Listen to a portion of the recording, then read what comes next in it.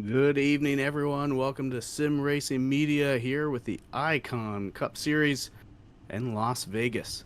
Last week we went short track racing at Phoenix, had 13 cautions, ultimately saw Cody Neal edge out Brian Smith for the victory. We're still in the desert, but somewhere completely different. The mile and a half, 3, 4, 5 wide high bank turns of Las Vegas. I'm Shane Cochran here with John Leach. Happy to be with you tonight. How you doing, John? Shane, I'm doing really well. Excited to get started here at Las Vegas as the field is a full one and we're already on track. I'm showing 41 drivers for this race in Vegas. Notable on front as the vehicles begin to roll or on the pole is going to be showing our front row, Nathan Finnegan and Travis Gilbert. I'm expecting a lot out of these two guys for this race, and I expect to see a lot of green flag racing for this one. Yeah, I sure hope so. I think the Cup Series today showed us that tires were a big problem, bringing out a lot of cautions. Hopefully we get a little more green flag action tonight than they had earlier this afternoon. I certainly expect to see that as we're trying to get everything squared away. So these drivers, we again 41 drivers here for Vegas, Shane.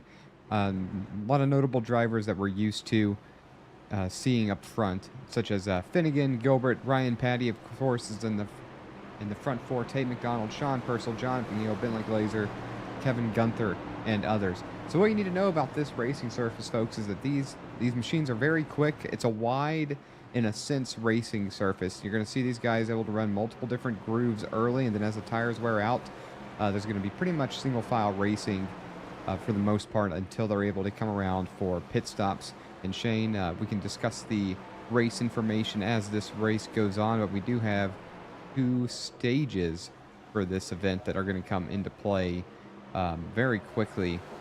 And for this race, we got 160 laps. The green flag is in the air. Nathan Finnegan leads the way. The momentum's all on the bottom line as they head into turn one. Ryan Patty right on the bumper of Nathan Finnegan. They're going to break away from the pack here just a little bit. Travis Gilbert and Sean Purcell right behind them.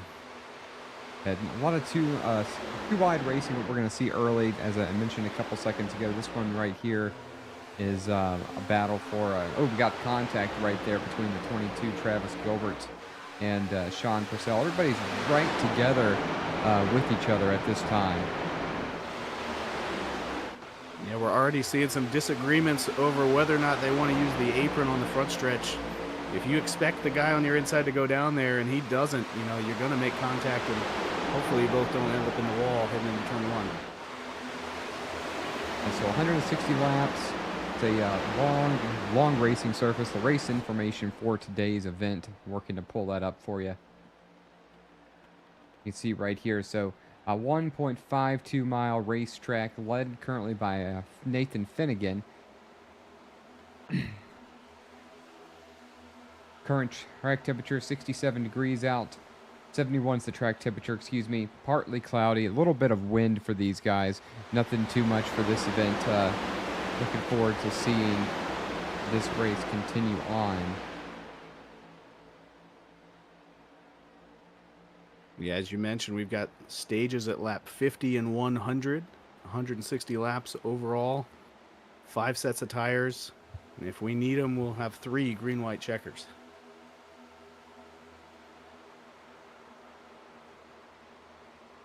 And there's our first caution of the night already.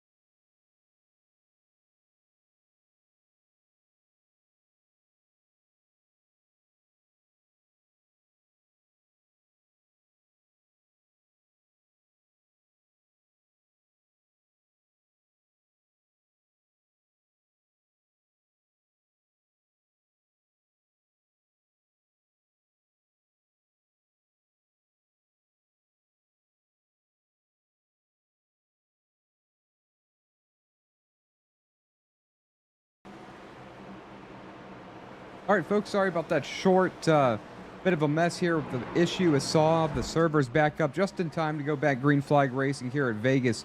Nathan Finnegan, Travis Gilbert's going to lead the field back to green as Finnegan's going to shoot out like a rocket. Followed right behind him is Ryan Patty. Contact further back in the field and 3 wide already.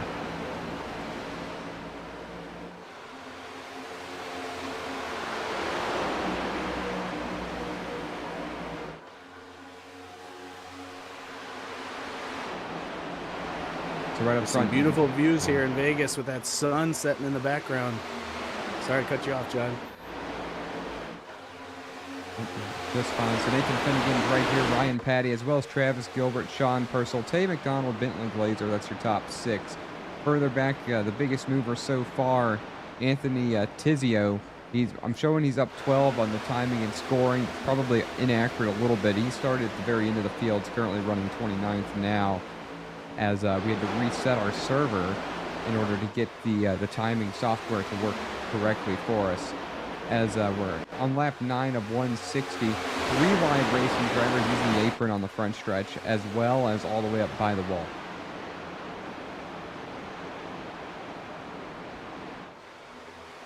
Everybody playing nice and giving everyone room right now. Still early in the race, a lot of patience, a lot of courtesies given out. And it's worth noting that today's race, again, there's going to be 3 stages. Stage 1 ends on lap 50, stage 2 on 100. So you'll have a 50-lap, 2 50-lap runs, and then a final 60-lap run. The drivers have 6 total sets of tires. Incident penalties are 24. And then every 9 incident points, there will be a black flag given up to 3 attempts for the green-white checkered. And that's for the Vegas race information.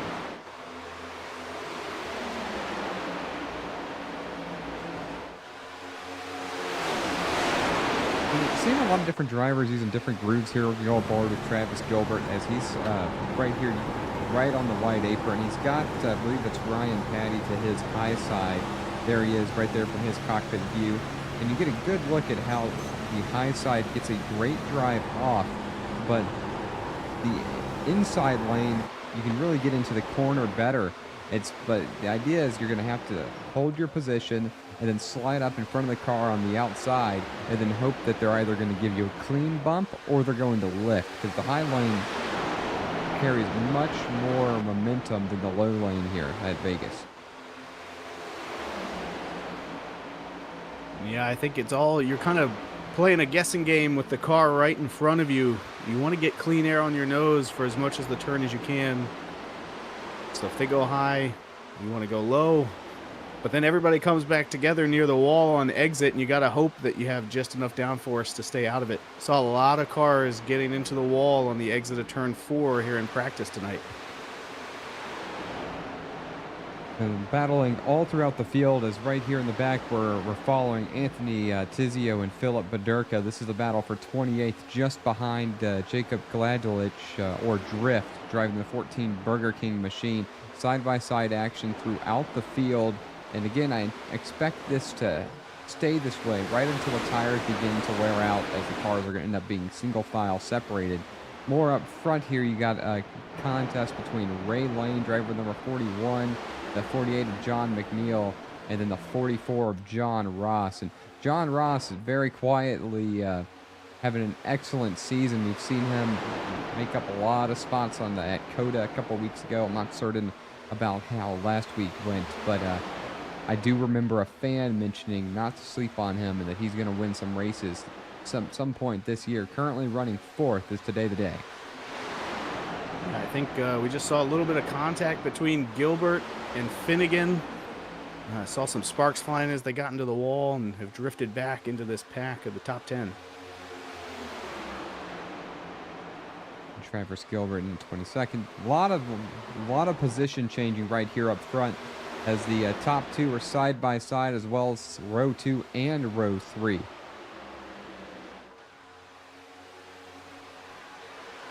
Wall contact right there. That was the 31 of Kevin Gunther.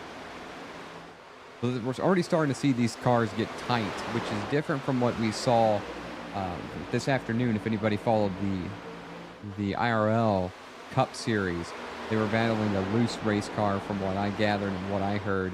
And right here, it just seems like in the turbulent air with all these machines, either A, that you're getting tight, or some of these drivers are just carrying a little bit too much throttle with the draft help. They're 2 and 3 wide in the front 2 rows. Keeping it exciting. Onboard camera with Nathan Brzezowski, who we were talking about getting his pronunciation right earlier. Currently 12th, driver of the 77 Chevrolet. Looking for a bit of a crossover move, working on Kyle Purcell and Adam Ball just in front of him. And take a look at that sun down the front stretch. For a split second there, we saw what he saw, and it wasn't very good. It was nothing but a bright light to the inside of Kyle Purcell now. Looking to make the pass down the back stretch. A little bit wiggly right there. And the 10, or the 01, in this case, showing a 10 on paint scheme 01 in the system here. That's a strange disparity right here. Made a really good block right there. It wasn't anything egregious, but it certainly took the momentum away from the number 77.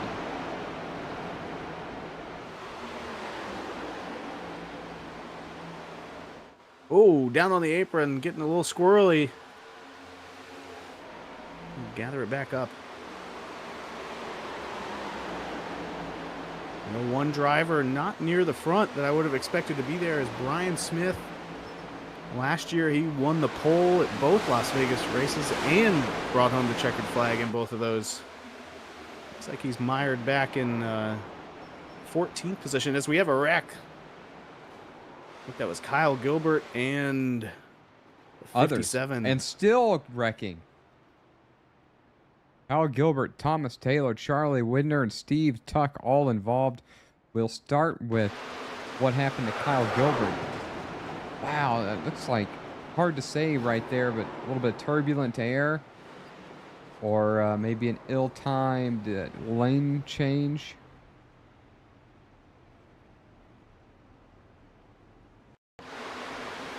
Oh, that's strange. Did you see that? Yeah, I think they just ran out of room trying to get up to the wall to arc it into the corner. Maybe a bit of a checkup in front of Kyle there. The car seems to behave kind of strange. No, okay. I feel like there's a little bit of netcode there that brought the car around. Try to catch it one more time on screen. Wish we could get a better angle here. Here we go. Yeah, it starts turning, I think, before there's contact. So there it is, folks. This incident caused by a little bit of netcode, which is the difference between where Iracing, the servers, think both of these drivers' machines are. And as these two are up in the front, Charlie Widner and Steve Tuck, as drivers are coming down pit road, they get collected with one another, trying to avoid stuff, and Widner just kind of gets driven through by the 85.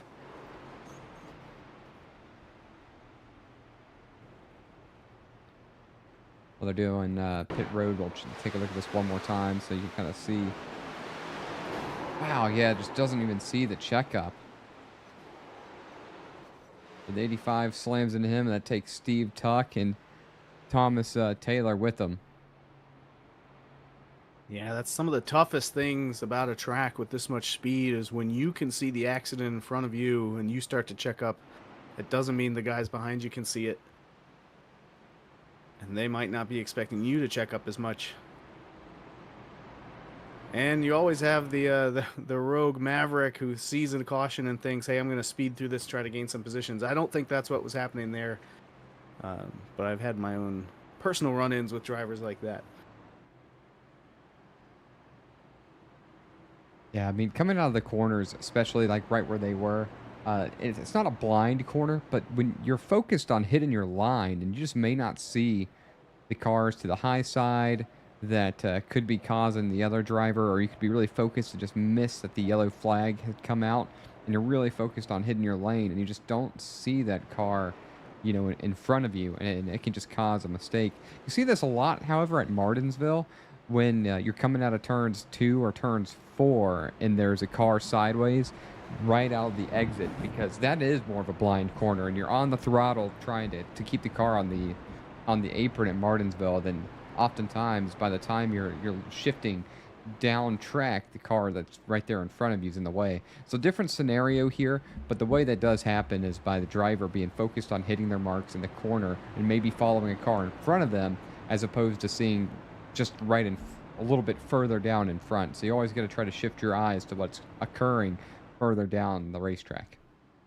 Yeah, not to mention having that sun in your eyes like we saw earlier in some of the in-car cameras. Now, this would be a good time to depict that with Kevin Gunther up front here, as the pace lights do appear to still be on. But as he starts coming out of turn number 4, you ought to be able to get a pretty good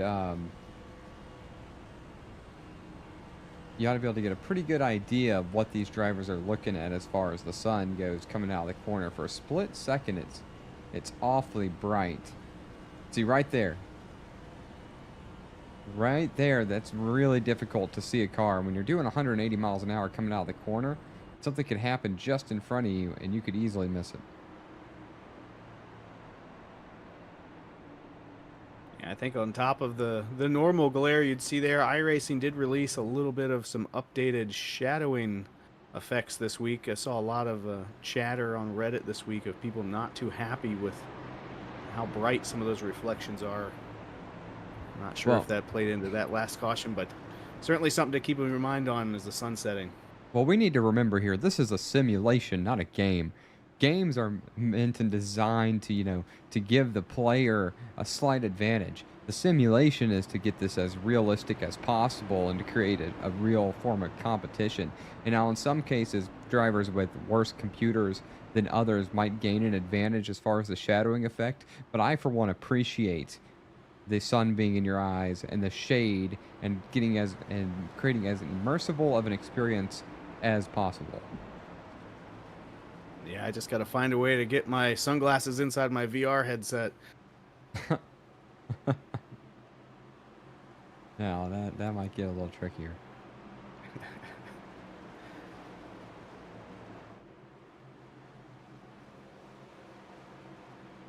All right, drivers getting reset here and ready to go. We're going to have 25 laps until the stage. Kevin Gunther on the throttle, 31, leads the field through the start-finish line and into turn number 1.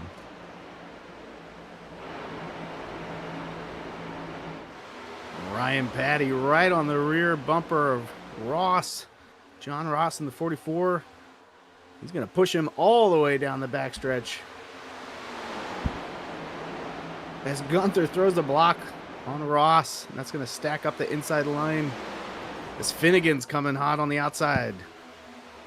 Yeah, a lot of action up front quickly here at Vegas. Another thing with Vegas is it is a fast drafting track. And we did talk about, the tightness or what we looked like was going on. But the track will make you feel like on fresh tires that you have a lot of grip. And you're seeing these drivers use it there, weaving in and out of traffic. They're making aggressive moves on the restart, trying to get as many positions as they can. To start, Brian Smith is up a handful. Kyle Purcell, Purcell up 16 positions. Is that 4 wide racing? It sure is down the front stretch. I don't think they can do this for much longer. Not without contact. There were cars in the wall, cars hitting rear and front bumpers, cars hitting their sidewalls together. Struggling. Sorry to cut you off. Oh, it's just action everywhere you look here at Vegas.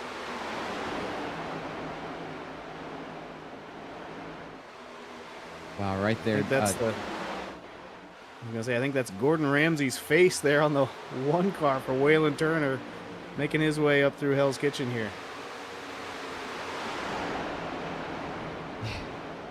No other way to describe it. It's a hornet's nest throughout the field. John Ross is up 10 positions on the day here. Braxton DeWeese currently scored in 15th. He's up 11 positions that I'm showing. Brad Delth up 12. Wow, a lot of close quarters racing occurring right here. We talk about how it could single file out. But if we keep driving like this with this level of aggression, we'll never see that, and these drivers are going to have to be up on the wheel all night long. We got a car down low.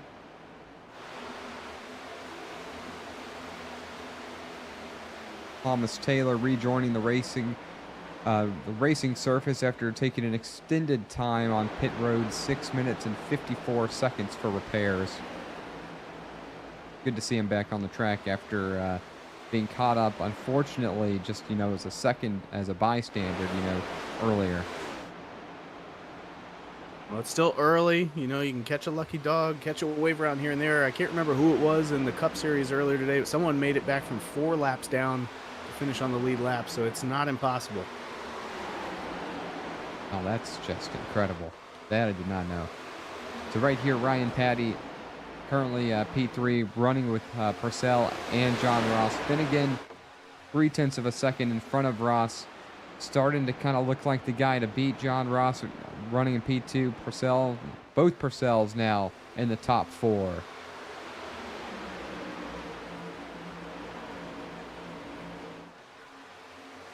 Drivers having a tough time. Travis Gilbert, who was caught up in that earlier struggles. We saw him up front in the top 4 earlier on into the race. Now likely in a recovery drive with repairs likely needing to be made at the stage break that can't come soon enough.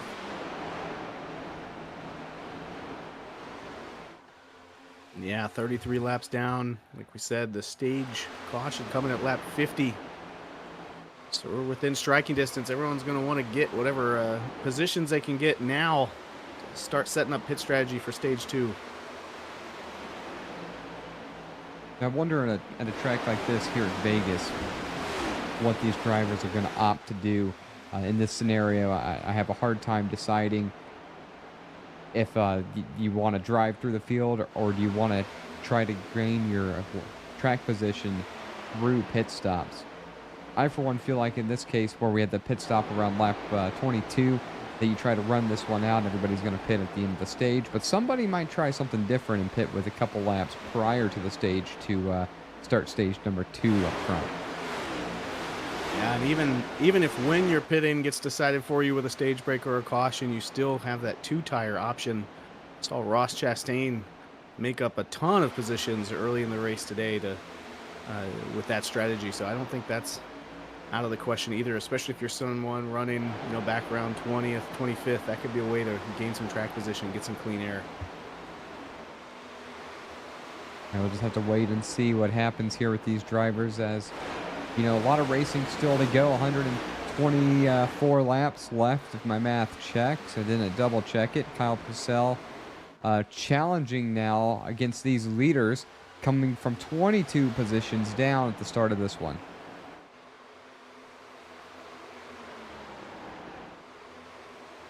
Move Purcell into the top 2. Finnegan and Ross back to 3rd and 4th.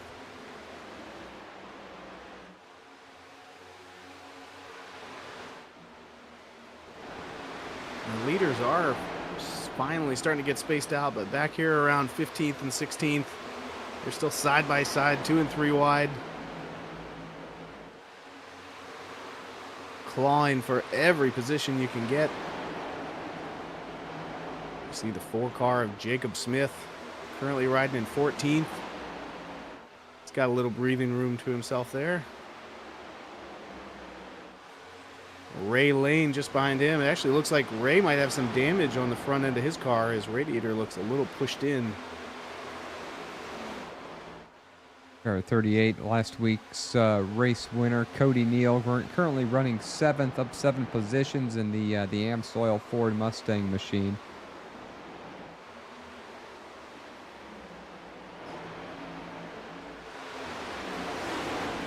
Brian Smith last Waylon week, Turner just tagged the wall there. I didn't see it. Oh, he scrapes it again on entry.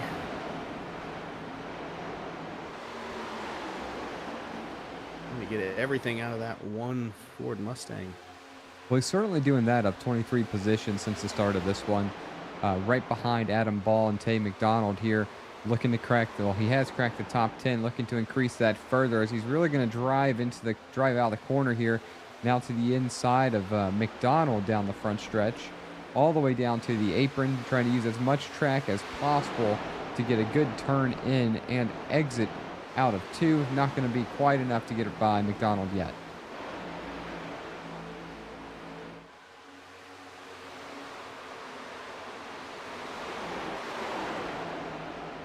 Further back, battle for 14th and 15th. Brian Smith, Braxton DeWeese. I'm going to mention Smith was last week's runner-up. Currently running in 11th where he started, and DeWeese 0.3 of a second behind him, and a whole gaggle of cars right there as well. 3 wide. As you mentioned, Ray Lane might have a little damage. He's part of that battle.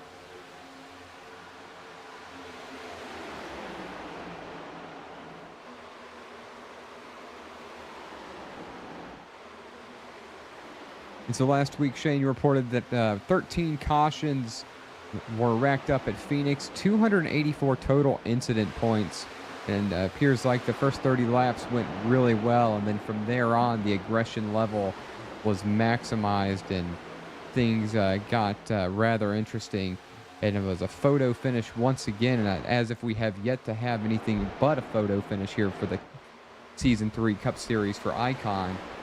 Aside from Coda, which was the only road course that we've been to so far. Yeah, it was a very exciting race. Some 2-tire strategy put some folks out front. Some fuel strategy did it. The cautions ended up just lining it up as we have another caution on track here at Vegas.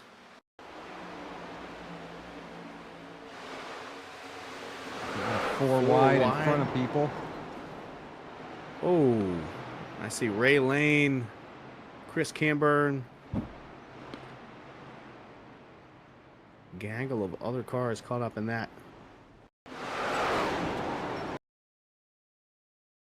Trying to back this up. So this all occurs, I mean, this really all starts out of turn 3. I hate backing it up like that, but you need to get the whole picture of what occurs. So a lot of aggressive back and forth, beating and banging. Kind of 3 wide, not 3 wide. We are 3 wide. Wow, what a spin right there for the 41. Is that the Ray Lane? Yeah, just not enough room. A little too much toothpaste for the tube, as I say sometimes. You can't fit 3 cars into a 2-car spot. You know, I think the lucky guy there was Bentley Glazer. He was down on the bottom, and it was, I think he was the 4th car in that 4-wide battle. And the top 3 collected up into the wall, and he was able to make it through unscathed. Now, this is going to make for an interesting scenario. Drivers are going to have the option of pit now, then pit again, or pit now, don't pit again, because there's only going to be a couple laps ran under green. Are you hearing anything on driver chat as if this could be... I imagine this is not the stage, as many drivers have opted to stay out, with Nathan Finnegan, John McNeil, Travis Gilbert. Well, I'll say about half the field choosing a pit, the other half staying out. I'm listening in now. I'm hearing some folks complain about being taken out. Haven't heard a definitive answer on the stage. I might have just missed it before I jumped in on the scanner.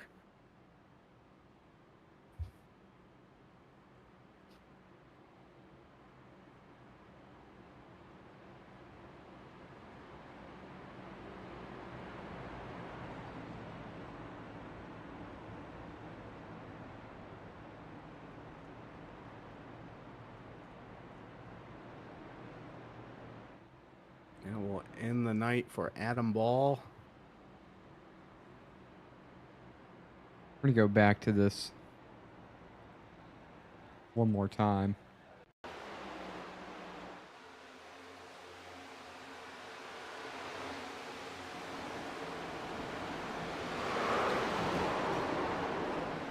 Oh, man, what a hit right there. Yeah. Surprised not night ending for, you know, Ray Lane and There's Chris Camburn. We'll look one more time and try to watch it from his viewpoint right up there in front of him.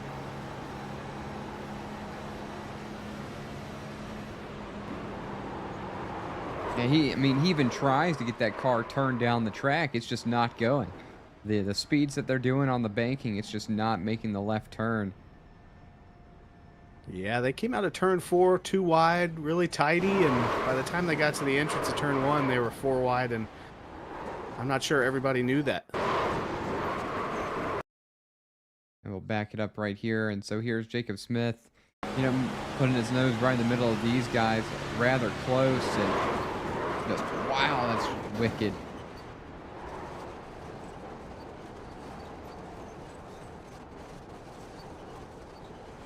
Really wicked. Big right impacts.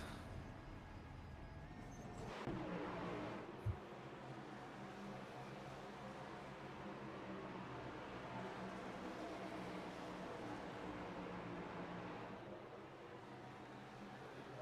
As we come back to green. It's a Purcell brother sweep of the front row. Green flag is out. Sean down on the bottom. Out to a car length lead already. That pack is going to be building momentum and catching up to him.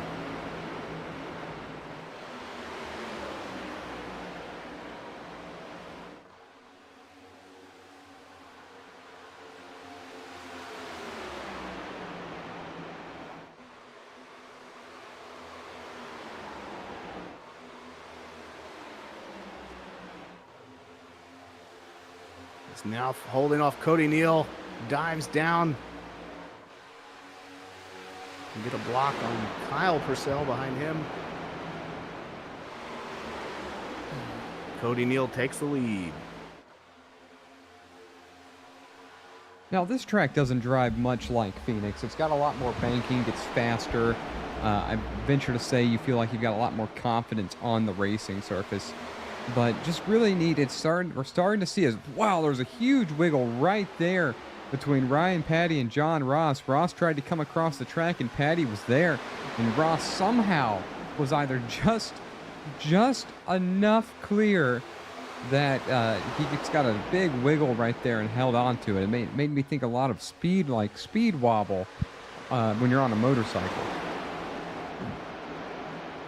Yeah, I think at Phoenix, if you enter the turn too fast, you know right away while you're on the brakes.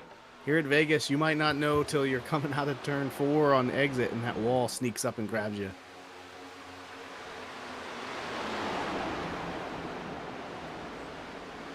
Yeah, there's lap 50. A lot of hard racing right here so far. 33 minutes into this one. Just about a third through. Handful of cautions as Cody Neal and Purcell are back and forth as Purcell was in the wall right there a moment ago, trying to do everything he could to be out front for the end of stage 1. Now, half the field pitted, half the field didn't. Who is going to stay out and who is not? That's the next big question. And while these drivers figure this part out, Shane and I were going to step away for our first break, and we'll be back before we go green.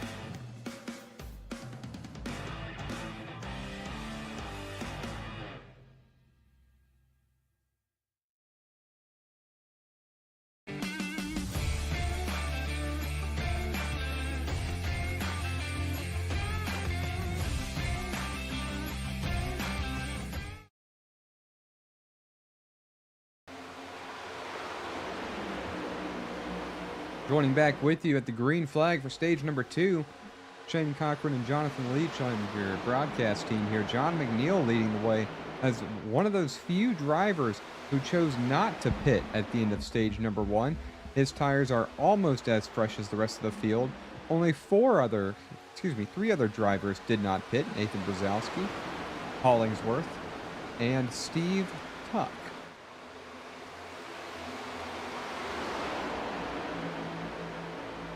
Seeing speeds Seem to be holding on just fine so far.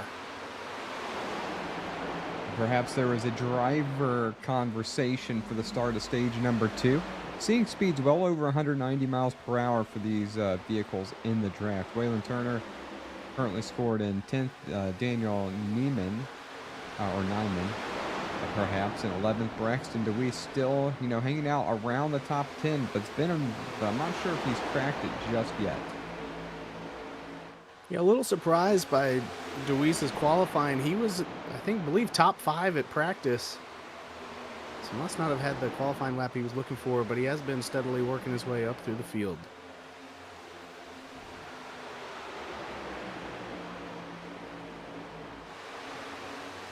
Starting to see the action and the aggression pick back up as we're only 4 laps into this run here. About 20 laps away from halfway. It's a big move right there by the 51 machine down to the inside, 3 wide right here with Sean Purcell and Michael Taylor. 74 in the middle is going to kind of give way to the 87 of Bentley Glazer just a little bit as the 51 Daniel Nyman and him side by side, holding up some potentially faster cars, and Sean Purcell, Brad Delph, Patrick Colby right behind them.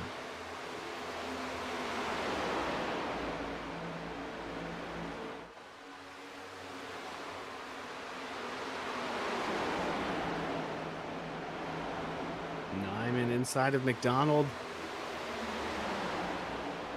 It's a little bit tough to complete a pass here in Las Vegas, so sometimes you pick out a partner to go side by side and you just stay there for a few laps until one of you finally gets enough of a run or the other guy gets a little tight or loose and you're able to squeeze up in front.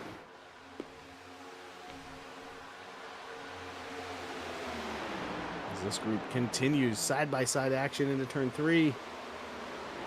Yeah, I mean, I want to go back to what you mentioned there. You just get kind of stuck side by side, and that just has to do with, the inside lane.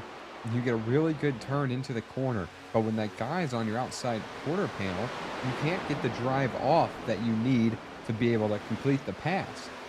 And so the outside lane, the momentum takes hold, middle of the corner out, but the inside lane, the entry in, is where the advantage is. And so you just kind of get stuck. I was really expecting, again, to see some more multi-group racing, but I do, and I'm going to hold to the fact that we're not seeing that because we haven't gotten towards the end of a tire run. Yeah, the other downside of that side-by-side battling is it really wears out your tires as you have to put a little extra wheel into it to stay off that guy beside you. It looks like the 97 of Hollingsworth has taken the lead away from John McNeil. Nathan Brzezowski right behind them, coming with a head of steam. All 3 of those drivers, the ones that stayed out on tires, about 5 laps older than the rest of the field.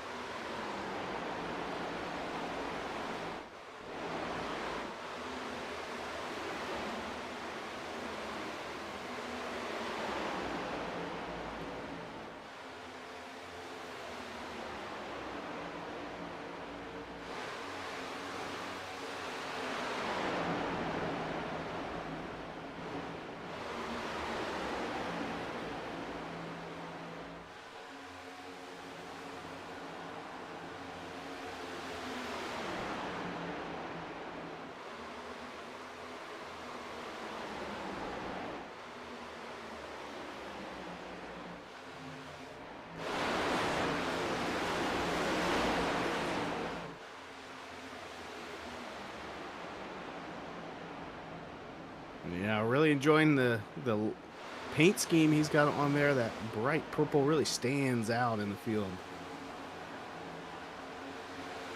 And, you know, again, Zach Lockett, a very good driver, one name I'm familiar with. And running 23rd down 5 positions, it really just goes to show how sturdy the Icon Series is. Back up front, Hollingsworth out in front by, you know, a hair of his chinny chin, as some might say. Only 18 thousandths of a second in front of John McNeil. Right behind him is Nathan Finnegan. Finnegan holding strong. He's down 2 spots from where he started, and he's 3rd, so that tells you he started on the pole. He's just not really going away. Yeah, those top 3 are single file, but this pack right behind them, they are mixing it up. You see Brian Smith coming into the picture now in 4th. As I mentioned earlier, he swept both Vegas races last year. Expected him to be honest, I expected him to be at the front sooner than this. So certainly not surprised to see him there.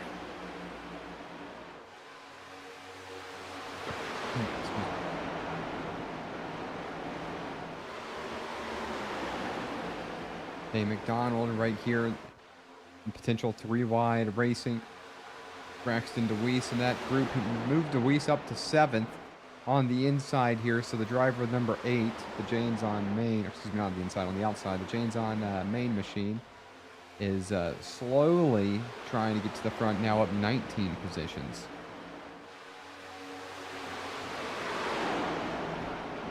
It does feel like a few of these cars are faster, but just can't get around the guys in front of them.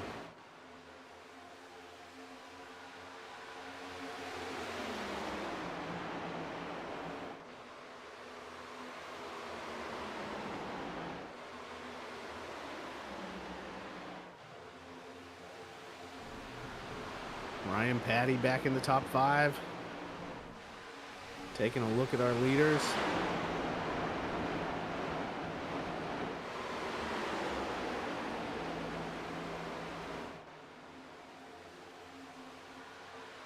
He's looking a little bit single filed out here. 3 wide behind him.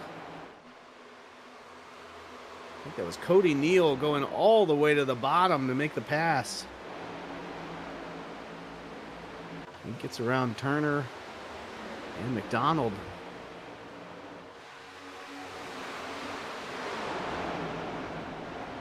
Now McDonald battling back on the outside. I saw him a few laps ago peeking to the outside to maybe think about making it 3 wide, but was never able to get a run. But he does have some speed, it looks like, here at stage 2.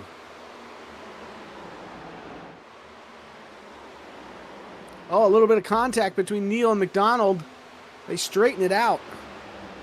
Yep, somehow they hang on to it. McDonald just, you know, can't seem to catch a break. Had trouble earlier.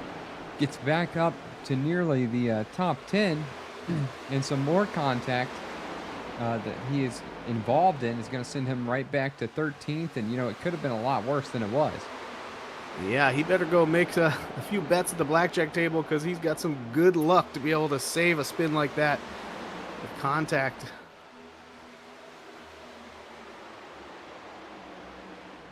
Cost him some time, but did not cost him the race. Now we're just over under 30 laps away from the end of stage number 2. And, you know, I seem to think without a caution, most of these drivers are going to pit at that time. As Ryan Smith, last week's runner-up, now battling for P1. Yeah, my expected fuel window here tonight is somewhere around 38 laps, maybe a little longer if you got some caution laps in there. Should not be able to make it the full stage. And Ryan Patty says, thank you very much to Smith and Finnegan Racing. And is going to take a move and run right around both of them, move the 30 to the lead. And we've caution's got out. Caution again. Travis Gilbert again.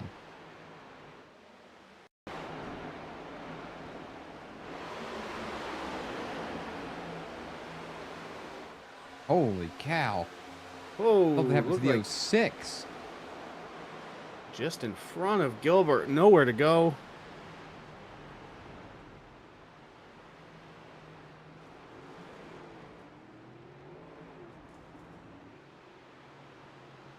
I'm gonna try to watch this one more time. It was the Or the 08. 08, excuse me.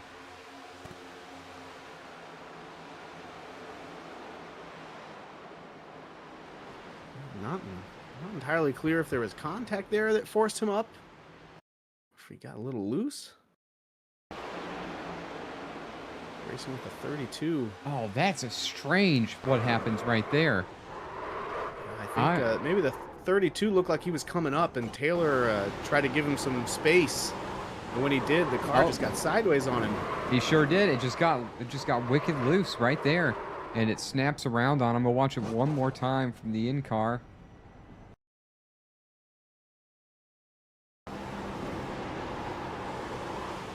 He just gets away from him. Now that's a little surreal right there, as drivers are on pit road halfway through stage number 2. So same thing we saw for stage 1. Evan Patinko, Philip Bederka, only drivers not coming down pit road. Perhaps they'll come down on the second lap.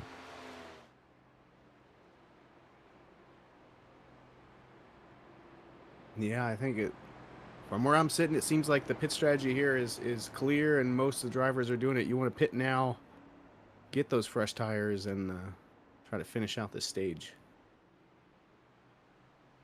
But we'll see what Patinko and Bederka have for the rest of the field. Pitted back on lap 51, the beginning of stage 2.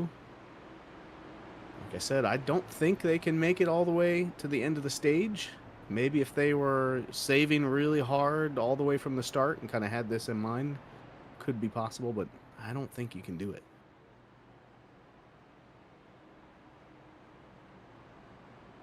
Well, here comes Patinko and Bederka, so that's not going to be a concern, as Brian Smith. Cody Eldred is going to be on the front row. We haven't really said his name yet, but he's only up 8 positions, so he hasn't been far away from the front.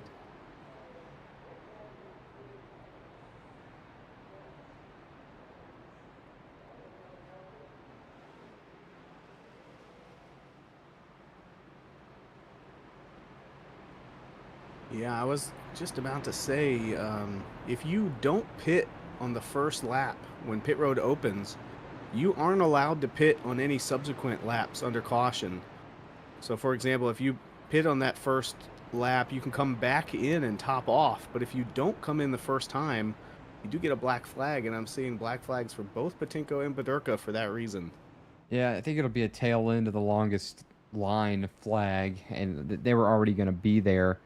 But I'm not really sure what prompted them to not go the first time. Yeah, and I only know that rule because it has gotten me in the past. And if I remember right, I think it's actually a stop and go once you go back green. A very painful black flag there. But if it is just a tail of the line, that's not too bad. We'll keep an eye on these two and see if they do end up having to come down pit road.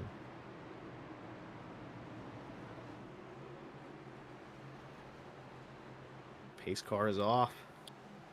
Brian Smith leading Eldred, Patty, and Hollinsworth back to green. Again, that inside line seems to get a better restart than the outside every single time.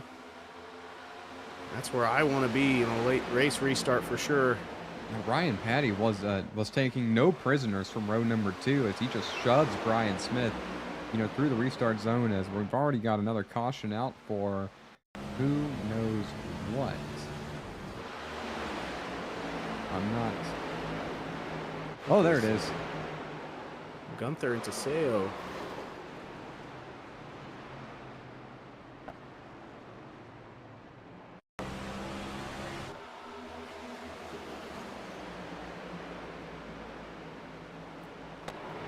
Ooh. Yeah, I think Gunther just went to the inside, and Teseo didn't think he was going to be there that fast. They both went for the same piece of real estate in the middle of the turn.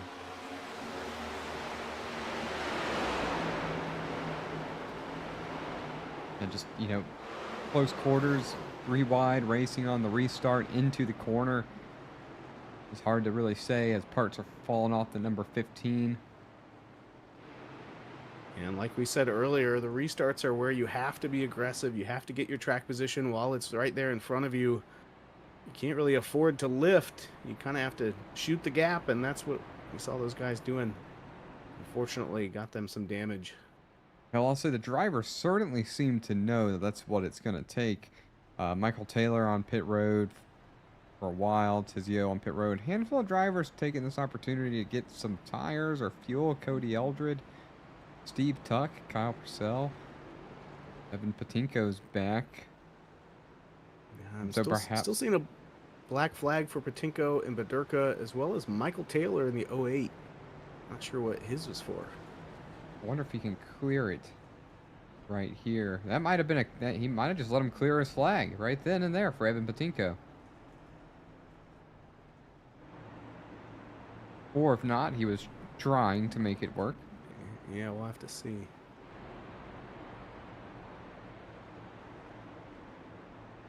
So we'll be back to green with about 17 laps to go in this stage.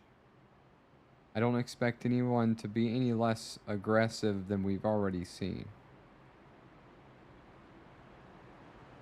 Yeah, I think the only difference here is going to be Brian Smith on 11-lap old tires. Patty and Finnegan right behind him with they pitted under this caution, I believe, or just before it. They do have slightly fresher tires. I don't know if that'll make a big enough difference on the restart, but it might pay off by the end of the stage if we stay green.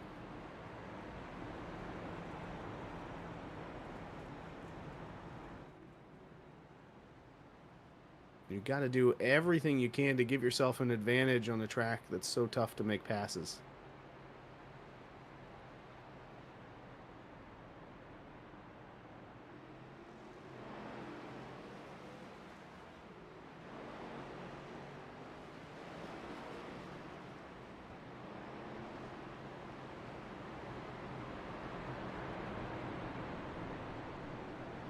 Of course, earlier today we saw Josh Berry get his first Cup Series win for the Wood Brothers. How wasn't that an exciting moment? It really, I mean, I'm not sure there's anybody that I know that's going to be mad about Josh Berry getting a win. Yeah, he just seems like a solid guy. Finally got a really good opportunity, making the most of it. And I'm a Chevy guy, but I'm a Wood Brothers fan. Growing up in Virginia, good to see a historical team still in the running. Oh, it was certainly a good win. One that that team really needed, especially with everything that had been said by the naysayers over the course of the last couple seasons and what they weren't capable of doing or were capable of doing.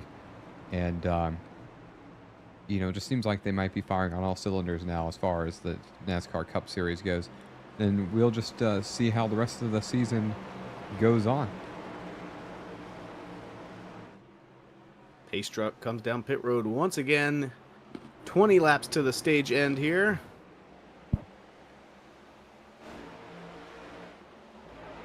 Brian Smith with another great start on the inside.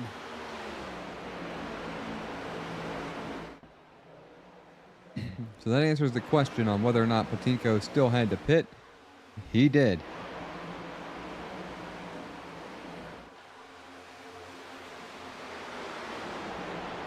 Like I said, that's a really painful one. You're going to lose a lap. Probably, I think it's a 15-second stop and go. You're going to be fighting for lucky dogs, at least for the near future.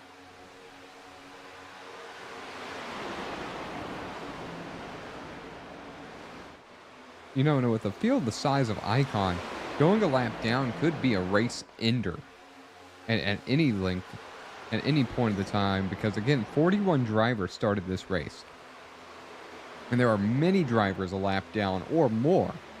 So once you get down there, you basically have two races. There's a lot of smoke right there a moment ago from some potential contact. But some of that smoke might be off of a pit road car. And it is Kevin Gunther's machine smoking the racing surface, as well as Anthony Tizzo, excuse me.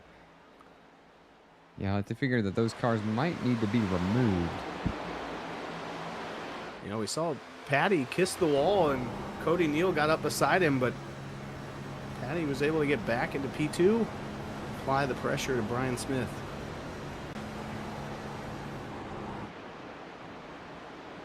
So Smith looking to improve as we're just past halfway from last week at Phoenix as he leads the way. Ryan Patty's not going anywhere. Cody Neal, last week's winner's there. And don't look now, Braxton DeWeese has moved himself into 4th.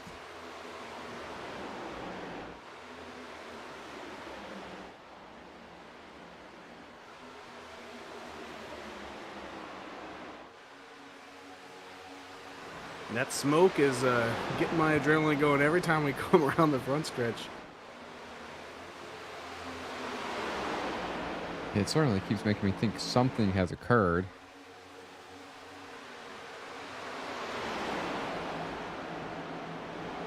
Luis thinking about looking to the outside.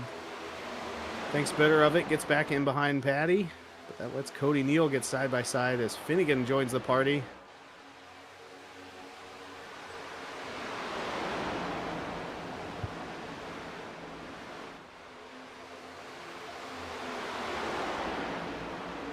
Maybe a little bit of contact between Cody Neal and Ryan Patty, but I think they're still friends. On a track like this, you almost need to keep some friends because the draft does come into play at the end of this race. Just a lot of aggressive racing. And take a look at the situation for the surface is changing from the view of these drivers. We're going to take a look and see if the track temperature has gone down at all. It has not. It's increased. The outside air temperature stayed the same, but the sun is certainly going down.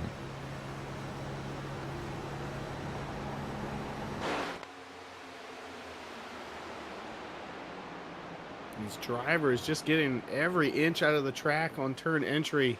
If they're not scraping the wall, they're thinking about it. I mean, it seems like the only way to really get a good drive out of the corner is if you can enter high and exit low, but there's so much side-by-side racing that it goes back to these drivers not being able to get a good turn in or exit off. So they're all fighting the same thing as we saw some drivers using the apron once again down the front stretch. On board, Michael Taylor scored 32nd. You can see right here just how bumpy this track is, but I do think part of that is his machine is just not all there.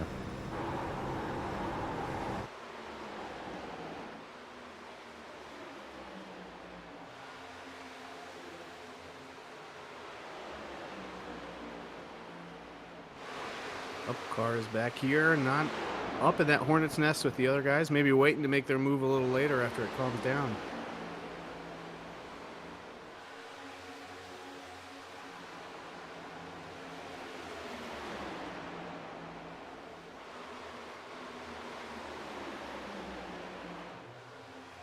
DeWeese and Finnegan still too wide. That's for 4th place. Bentley Glazer, John McNeil behind them.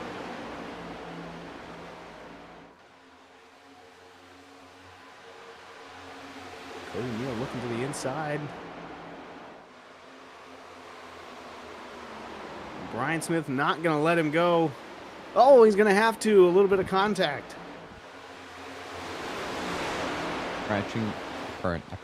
Approaching lap 100, 3 wide, still up front. You know, that's the battle for 4th, 5th, and 6th. Really might as well call it 7th, 8th, 9th or there as well. Further in the field, drivers also can't seem to get away from each other. This is for 17th, 18th, and 19th. Charlie Widner, Gladlich, Kyle Purcell. You know, and further even still, you got a whole gaggle of machines right with each other, and that's 26th on back.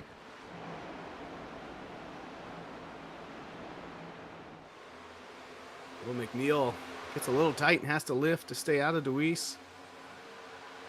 That brings him back into the clutches of Nathan Finnegan.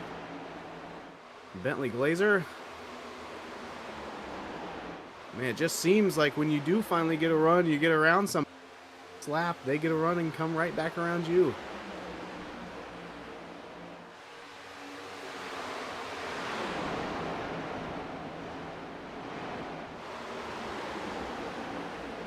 So Kendall Leveron up to third as Brian Smith fades a little bit out of the lead.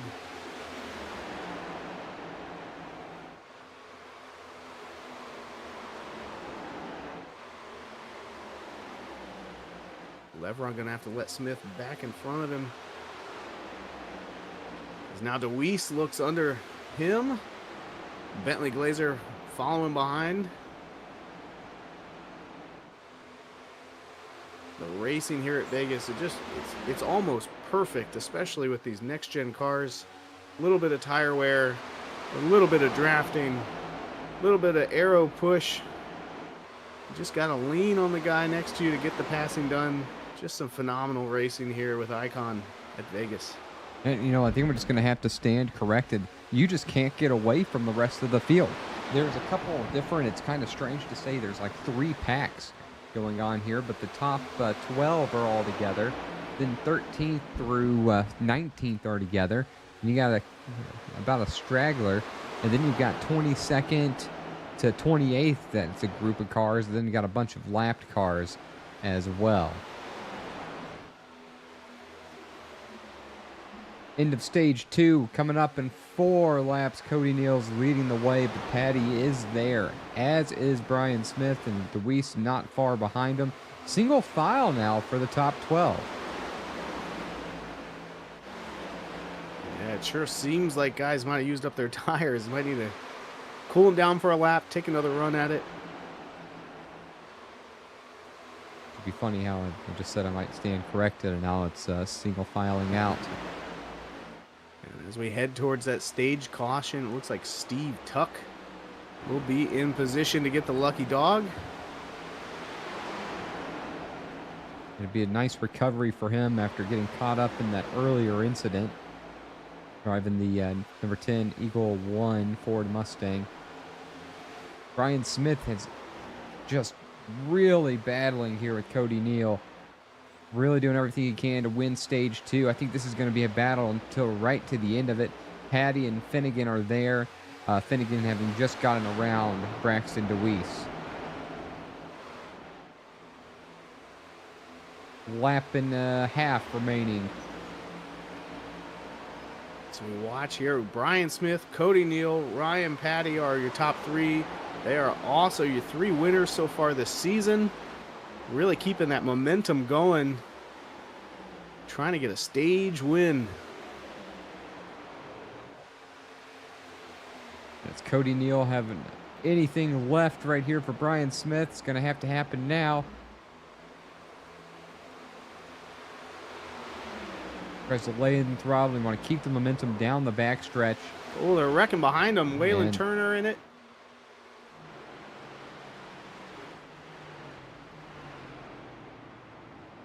That'll be the stage. We'll try to see what happens here.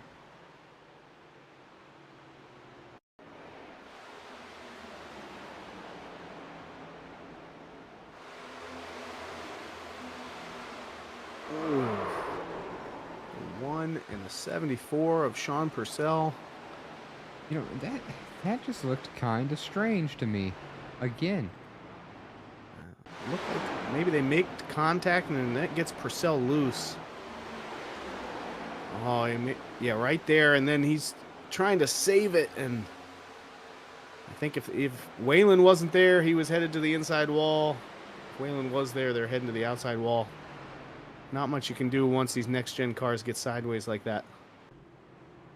Yeah, that is one of the tough things about it. Really, you know, the trick that I was taught once that does seem to work is the field is now coming down pit road.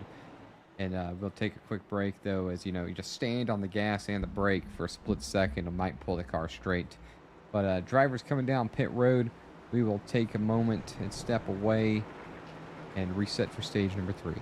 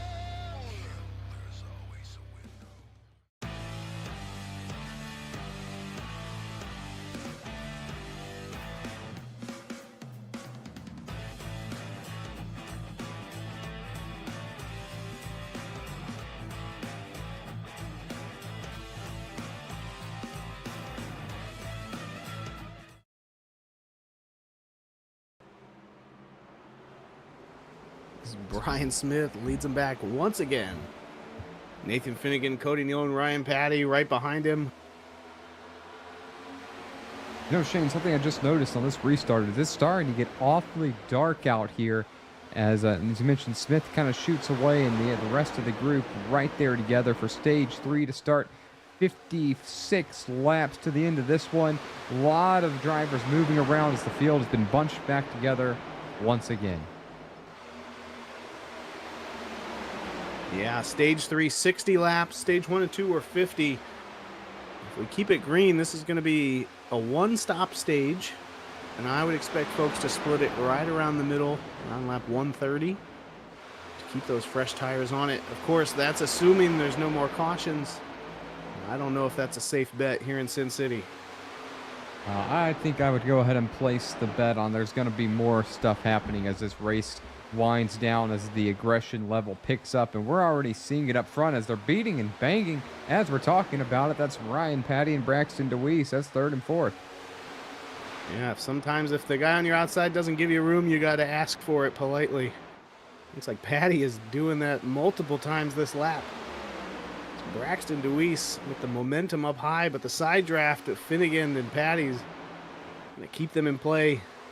You know, Looks like he isn't going to be able to get in front. How many times do you drive in an official session and you can't do a single lap 3 wide? And here you have numerous drivers 3 wide racing with the laps ticking down, and we make it lap after lap after lap.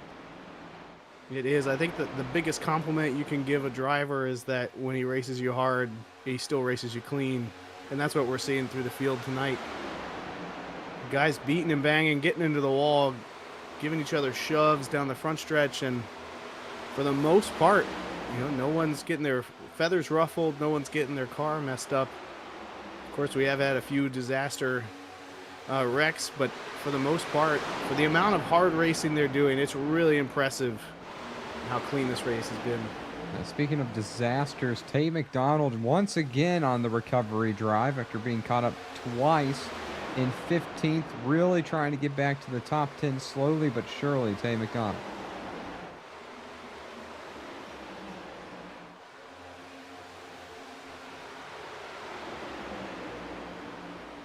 Brad Delta up 23 positions as well, currently in a locked-in sheer automotive combat with Nathan Finnegan. Finnegan on the high side, probably causing the 72 to use his tires up on the inside, as Finnegan's just kind of biding his time. As we do know, he, for the most part of this evening, has been a top 2, top 3 machine for his Chevrolet, but he finds himself 5 positions away from the front, as that belongs to Brian Smith. And Braxton DeWeese is all over the number 78. Slowly but surely, he has made his way to the front. Now right on the bumper of the leader.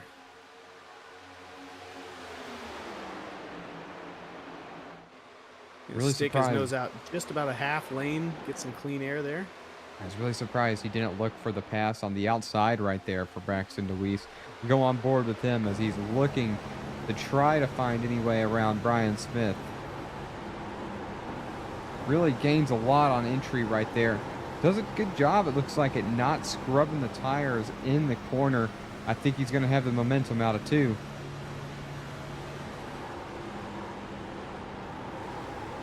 You know, and right there in 3 and 4, Brian Smith steps away just a little bit from him.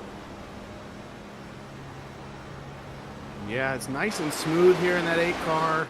I get the feeling he's not in a rush. Plenty of laps remaining left in this one. Tire wear will come into play. Ryan Patty moves to the front, basically causes Bentley Glazer to have to switch right down to the low side. Calls an unintentional crossover move, but now Glazer to the inside of Ryan Patty should be able to take that position away. He is clear.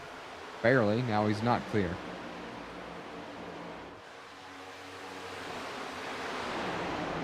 There he goes. He's going to slide right up in front of Patty. Shut the door. Bentley Glazer to 4th.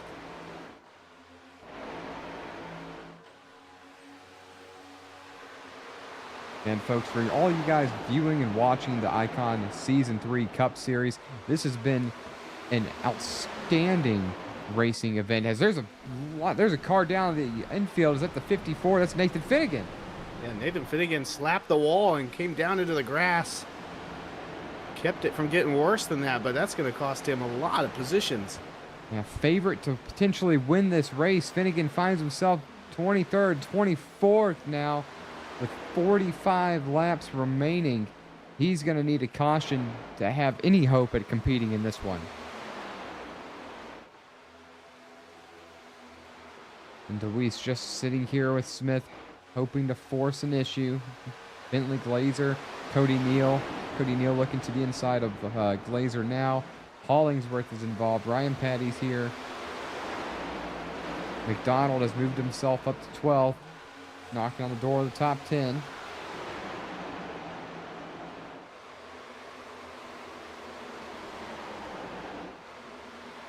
Whoa, it looked like they were almost going to be 4 wide there. Able to get it sorted out just 2 wide.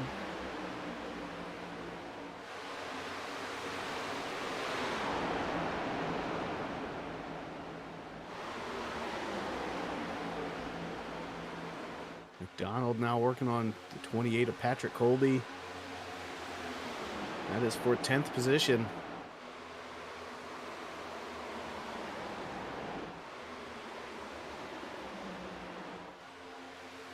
You know, mathematically, not that big of a difference between 10th and 11th, but it sure sounds good to say you got a top 10 at the end of the day.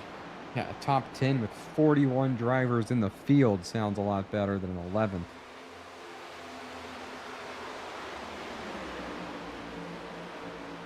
Just like we've seen all night, you just can't leave a guy in your dust once you get around him. He's going to come back and force the issue. Colby and McDonald side by side. Oh, a car behind him. I think that was Brad Delph getting a little loose, losing a couple spots. No change in the lead yet. John McNeil running in 6th, kind of breaking away from that little pack that was behind him, setting his sights on Cody Neal. Ryan Patty and Kendall Levron right behind him.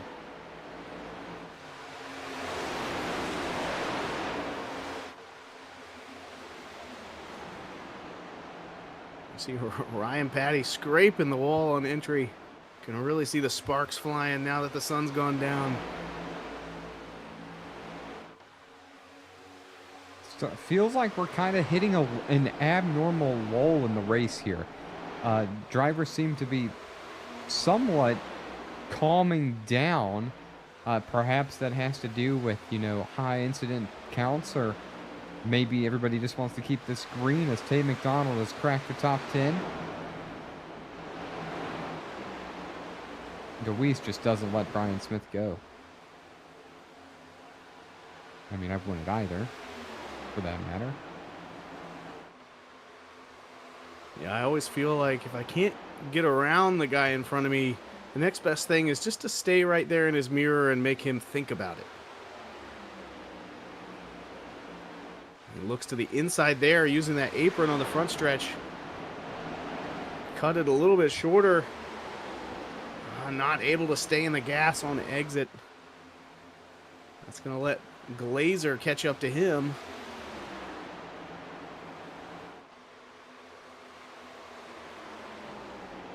So we hit lap 121, like I said. There's really kind of 2 strategies to pit on. You either split it even to keep the tires maximized, that being about 8 laps, or you run it as long as you can, hoping for a caution or catch some guys a lap down, and that would be probably around lap 140.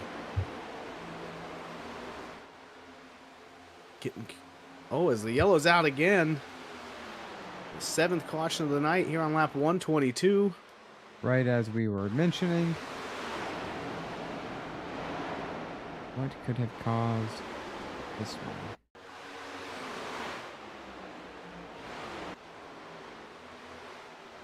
I'm not seeing any culprit here.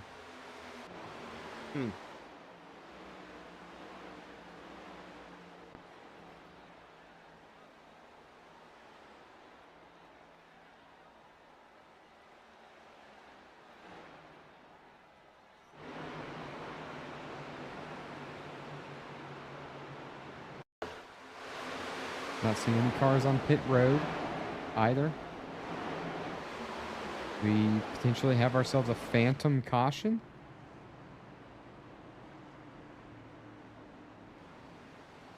Don't see any damage on cars.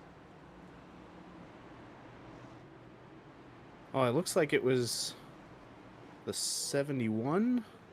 No, that was on lap 118.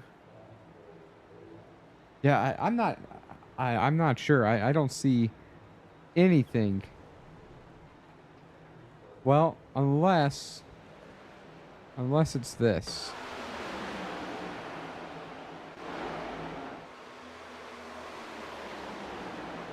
Number 98, Charles Woods here.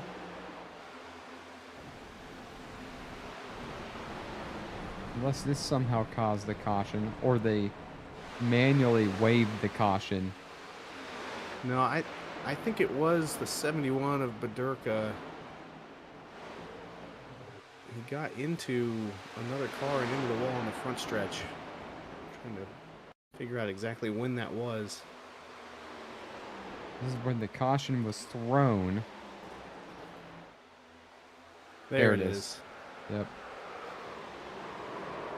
Really odd that it did not get picked up as an incident for us, but that is your caution. Waylon Turner managing to get out front.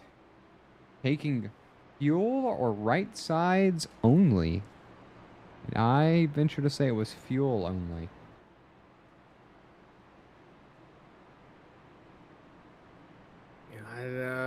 I mean, again, I got my calculator out. The smoke's rolling out of it. 20 or with 35 laps to go. You need a whole tank of fuel. If he got it all in there, I think that's a genius move, but he's going to be cutting it close. Yeah, I don't think this is a race winning move. But it could be a good finish move, as Waylon Turner was another one of those drivers that got caught up in earlier incidents, if I do remember correctly.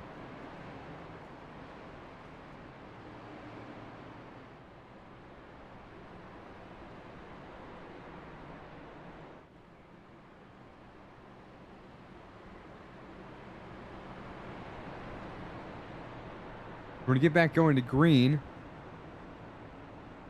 with 35 laps remaining here in Las Vegas for the Icon Season 3 Cup Series. Want to thank all the viewers, drivers, family, friends, sponsors, anybody watching your favorite driver race.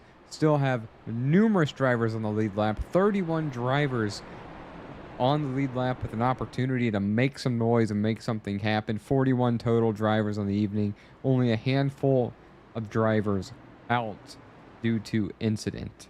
As we reset the field for the last little bit here, Waylon Turner is going to be firing off on old tires. Brian Smith, Braxton DeWeese, Bentley Glazer, and Cody Neal are your top 5. Let's see what Waylon Turner has for the field. He's going to get a good start on those older, warmer tires. Better than the drivers right behind him, but how long will those tires hold out? This is going to be a show. Going to close the door immediately on Braxton DeWeese. DeWeese isn't going to have any of it. That was a mistake for Turner. Now he's stuck in the middle. He needed to hold that bottom lane the best he could have. At this point, I think he might be a sitting duck here. I think Brian Smith wanted that bottom lane, and he went down there, and DeWeese said, sorry, I'm already here. As they both got around Turner. Smith not going to let him go, though.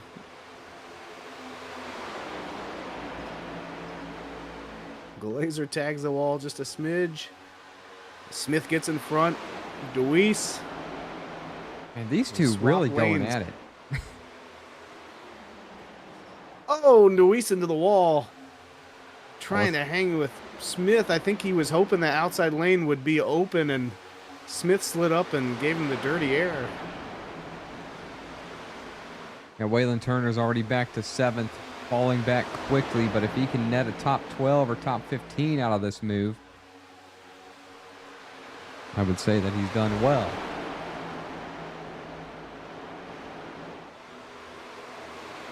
Getting real loose right there for the 1. Ends up slamming the 8. Cuts off the 29 of McDonald, who almost sees his race end once again for the 3rd time.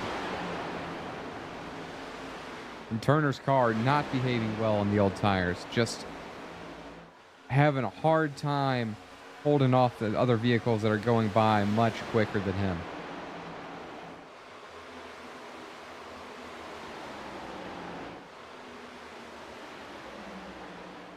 And this is intense right here for Waylon Turner. We'll be back to that in a couple moments as Cody Neal moved him to P2 as he is challenging Braxton DeWeese. Brian Smith is right there. These front drivers cannot get away from each other. Only 30 laps remaining under the lights here in Las Vegas.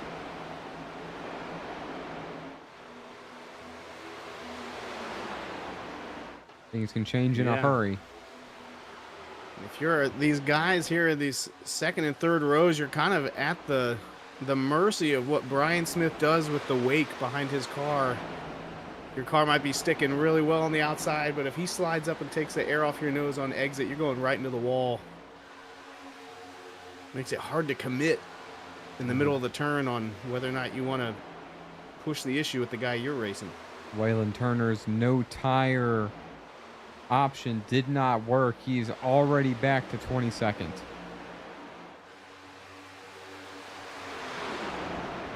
Now, who's going to force the issue right behind Smith? Braxton DeWeese says, we know he's got speed. It just hasn't worked out for him yet this season. He's moved his way all the way up here. These guys have already touched a couple times. Is this something where, as the race gets further on, you just give him a little nudge into the corner? You send them up the track, so it's almost like, short track racing at 180 miles an hour as the entire top 5 clips the wall. Whew. As you said earlier, Shane, using every centimeter and then some of the racing surface. Here I am talking. No reason to leave any extra. This is NASCAR. We use the imperial system, not the metric system. And this isn't to say that there's not great racing occurring all over the track. There's just a lot of it up to the front as McDonald outside the top 10 again, battling Charlie Widener, Kendall Leveron, and others as the 2 of Kendall Leveron slides up in front of McDonald, keeping him out of the top 10. Yeah, and if you're watching this thinking, hey, the lights going to come on? It looks a little dark. You're not alone. The driver chat is filled with people asking why the lights haven't come on. As I mentioned, I think Iracing launching a new shadow model this week, and I don't know if it's up to snuff. I'm showing we the see lights Hollinsworth on slide into screen. P2. Oh, it could just be me then. They're on, but it just seems so dark.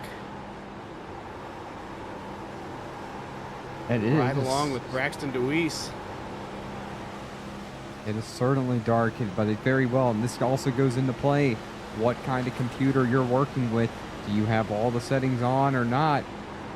So there's that old video a long time ago, someone playing an old shooter game, and he hides in the grass and he's well hidden. And some guy comes over with a really weak graphics card with the low settings, and you see the player there, and the grass doesn't exist.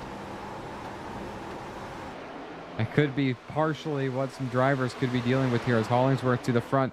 Smith kind of bunched in the middle between him and DeWeese, narrowly getting out of there. Here comes DeWeese trying to make, short work of these two guys to the inside. Is he going to be able to get by both of them to the lead? He's got the momentum on the inside, and they're just going to trade. Here comes Purcell.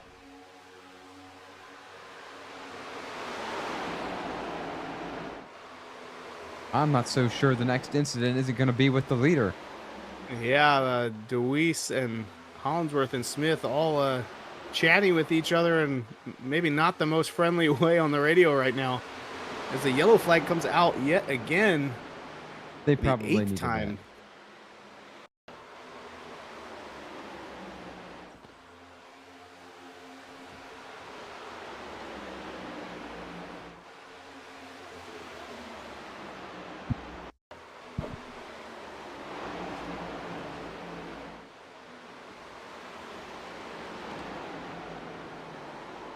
There it is. Single car spin.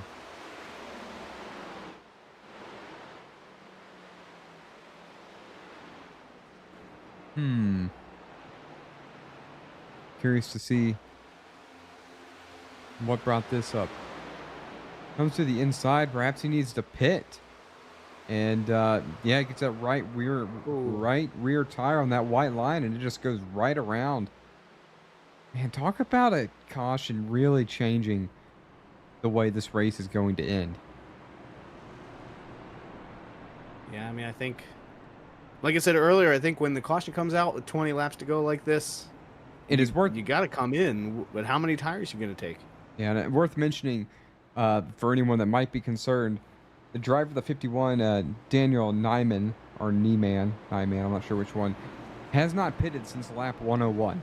He was likely coming in for fuel because he did not have enough to make it to the end.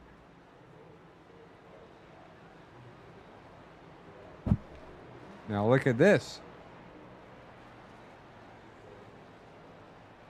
Finley Glazer and Hollingsworth stay out.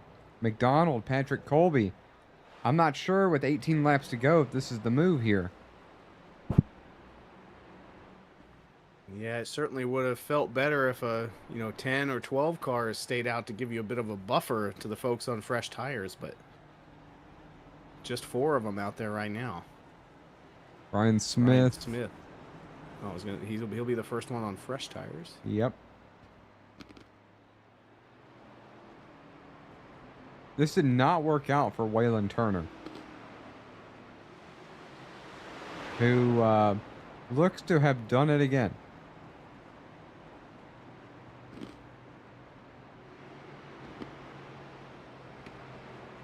Looking back through the field, looks like Brian Smith and Kendall Leveron only had 10-second stops.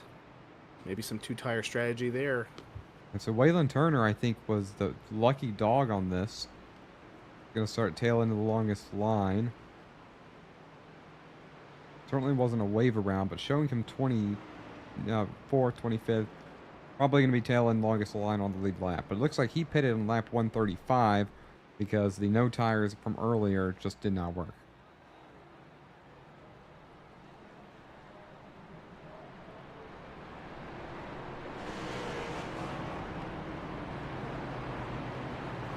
Let's lay it out for you one more time. 4 cars at the front stayed out. The next 2 cars are on 2 tires. Everyone behind them on 4 from 7th on back. 27 cars, or I'm sorry, 31 cars still on the lead lap. Or 30. And I am seeing Waylon Turner got a black flag there under caution. So that's going to take him out of contention a little further. I wonder what caused that.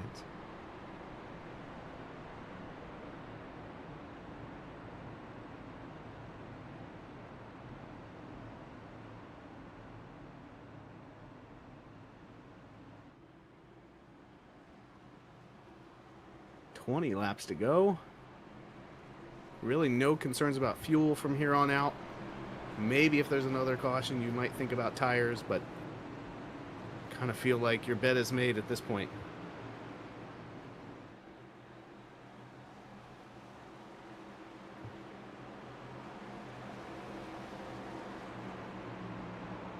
Waylon Turner, his black flag was for entering a closed pit. He thought it was open.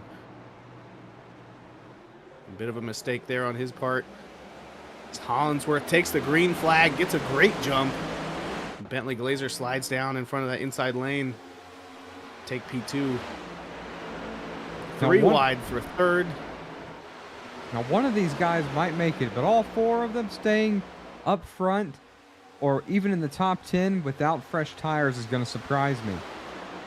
Here comes Brian Smith making short work of the others. It's really going to be who of the fresh tires can get through the 4 on old tires the fastest.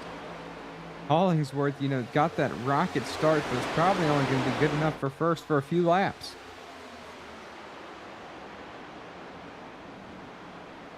Tay McDonald was a driver that didn't come in for tires.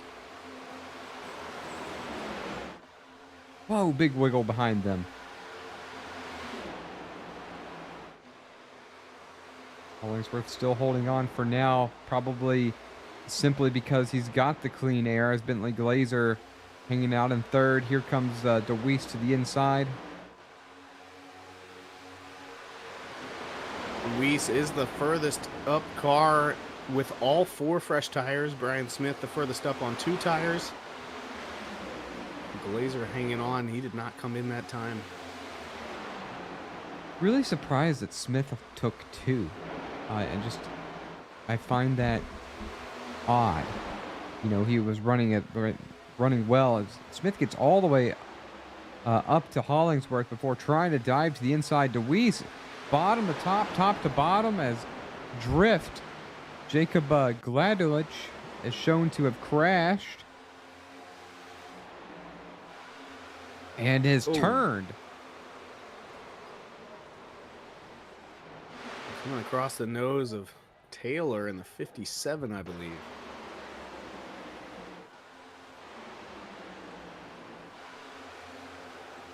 Wow, I'm not so sure that's the fault of the 14.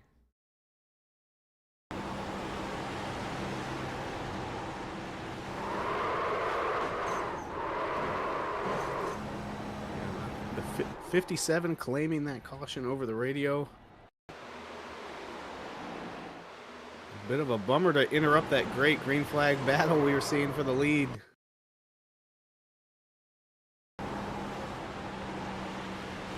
I don't think that's really the 57's fault either. Yeah, it just seemed like maybe the 57 was arcing it in for the tri-oval a little earlier. The 14 was. I mean, he barely touched him, and you can't even tell the difference right there. So the question is now, who's going to do it? Who's coming in? Someone come in. Somebody needs to do it. In the back, why not? But yeah, to answer your question just before that yellow, I think Brian Smith, you know, you're playing a bit of a rock, paper, scissors chess match with the other drivers. If you take 4 and they take 2, you don't want to lose the track position, so you try to anticipate the choice of the guys behind you. And obviously he was thinking 2 tires might be the most popular choice. We saw it was actually 4.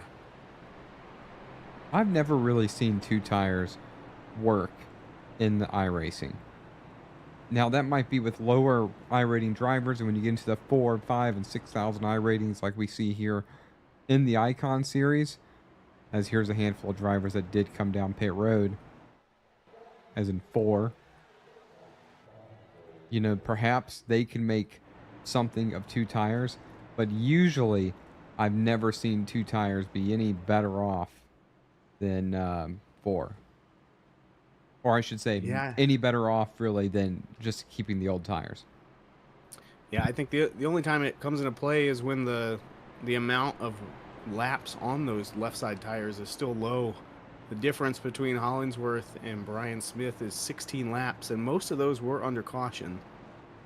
And that might be why it's a viable option here. You certainly would want to take 2 tires if you just run a full green flag run.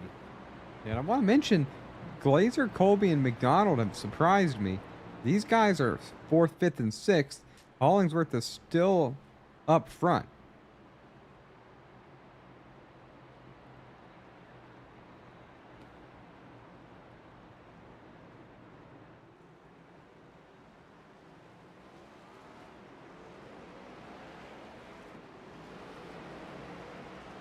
You know, one beneficiary of all these cautions was the 6 car of Nathan Finnegan. We saw him lose the field after running through the grass. He's restarting 12th. Great recovery for him.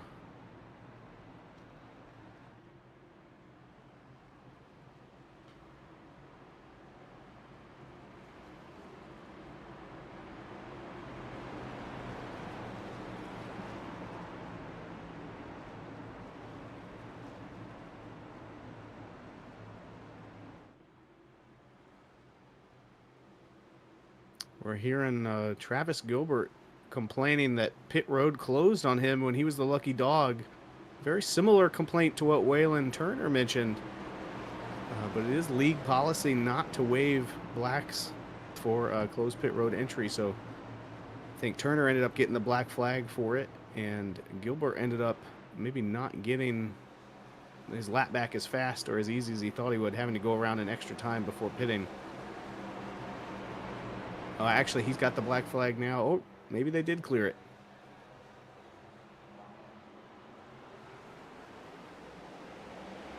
It's Hollingsworth back to the lead. Not quite the jump we've seen all night from that inside lane. But DeWeese is there to push him by Brian Smith.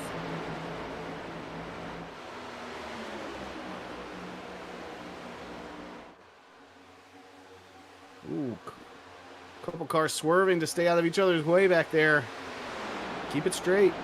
DeWeese dives low.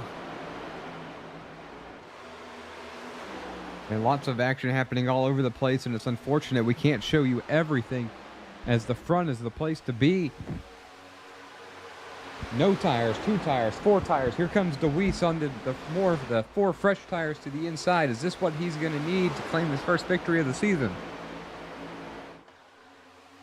Brian Smith forcing the issue, cutting down in front of DeWeese at just the right moment. Now under Hollingsworth.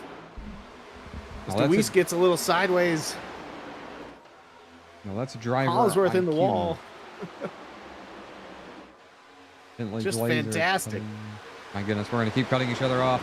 Bentley Glazer cutting the 87 a break. Excuse me, cutting DeWeese there a break as McDonald moving himself back into 4th on those old tires. I just have to believe that those fresh tires are about to come into play here. Brian Smith needs to try to get away from DeWeese as fast as he can and hope that Hollingsworth can do him a favor. Lots of great battling throughout the field. John McNeil just cracked the top 10. 48 Chevrolet. But anything can happen in the next couple laps. Close quarters racing at Vegas. Speeds above 190 into the corners. Coming to 8 laps to go for Brian Smith, who's opened up the gap to about half a second over Braxton DeWeese. 2 by 2 by 3 by almost 4 wide right here in the top 5.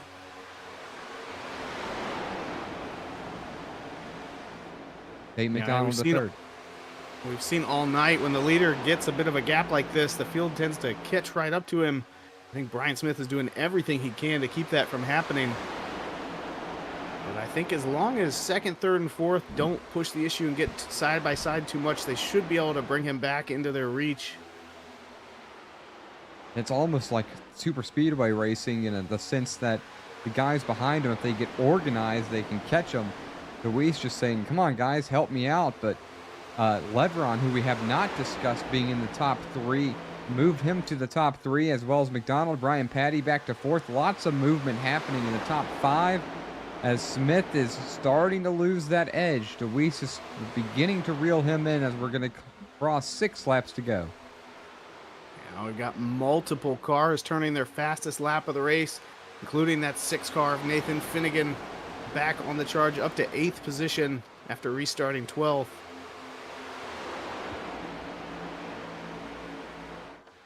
I guess I got to get fired. The camera crew is not very good in this one. It is really a rough set of cameras that iRacing's loaded for this track. I wish they were better. As a single file to the front now. DeWeese trying to chase him down. Leveron's there. Gaggle of machines behind them. And the shading, you know, and the lighting effects of the track are just struggling. And there's a pretty good view. You know, from this angle, the lighting seems to be working better. And I just can't help but seem to think that a lot of this has to do with that 23 gig update that we just received. Yeah, looks like DeWeese got to the bumper and had to lift as Patty's in the wall in 4th. Smith guarding that apron down the front stretch in front of Leveron. 4 laps to go. I don't know. Anybody's race. I don't know about holding a driver down with 4 laps to go like you were just doing there for DeWeese, because Leveron certainly drove his car right up into the side of him. But, you know, DeWeese can't let this go. If he loses this spot, this is it. Brian Smith doing everything he can on the older tires. And Tay McDonald now the driver of the highest with those older tires. Bentley Glazer's falling back to 11th. And Hollingsworth is falling all the way back to 18th. Oh, Deweese and Leveron making contact. That is letting Brian Smith pull away. Oh, there's going to be trouble. There goes Leveron. Ryan Patty on the inside. No caution. Caution's out.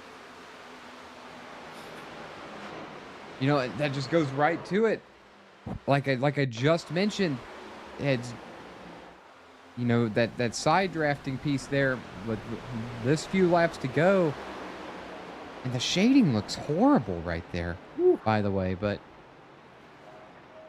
the side drafting piece is just kind of, you know, in that moment, just really tough. It's a brutal hit. Just a number of, you know, kind of secondary accidents there as one of the cars up front came sliding back across the track. Just catching folks off guard. I watched that one for Charles Woods again. Yeah, that seemed a little... Oh, man, and the freaking... Oh, excuse my language.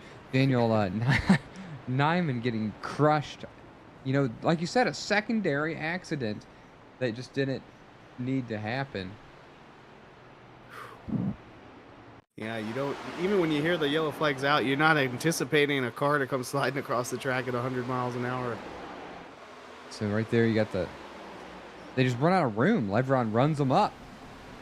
And out of room, and they hit each other. I don't know how nobody slammed into him right there coming through the track, but we'll watch it one more time.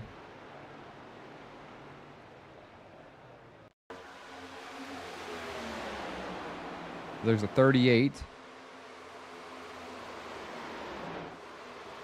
Leveron moving him up the track until he's just out of room. And then Patty's got nowhere to go. Wow.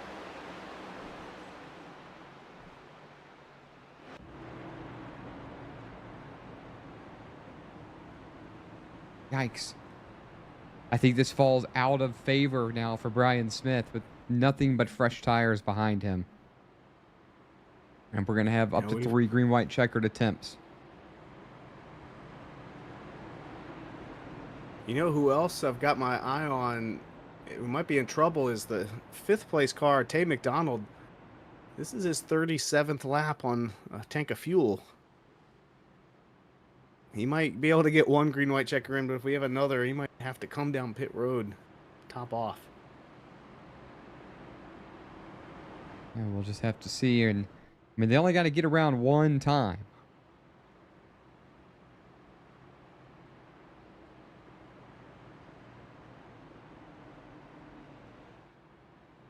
These two drivers have been, you know, back and forth for as long as, you know, I can remember in this race. And they're going to get a chance to do it one more time.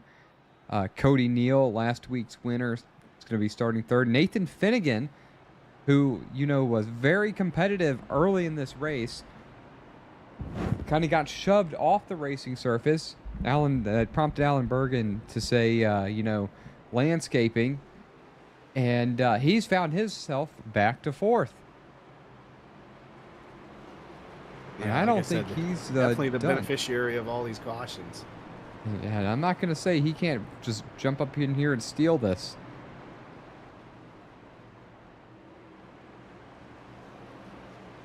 You know, it was Cody Neal that was in there with Leveron. Also. I'm not so sure he doesn't have a little bit of trouble with his machine.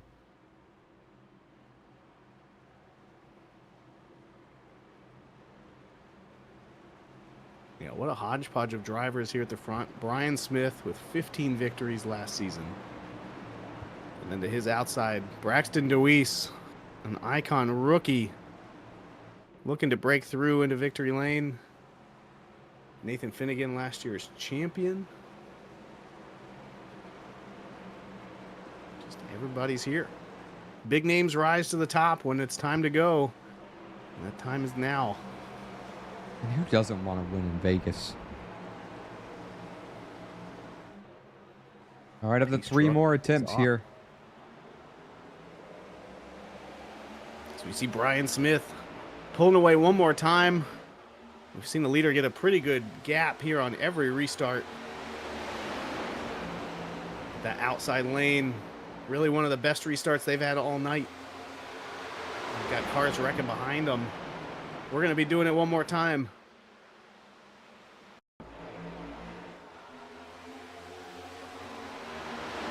Trying to see what caused this. I'm certain it was from just bunching up. There it is in the back. Hand over fist going around. Didn't see how that started for him, though.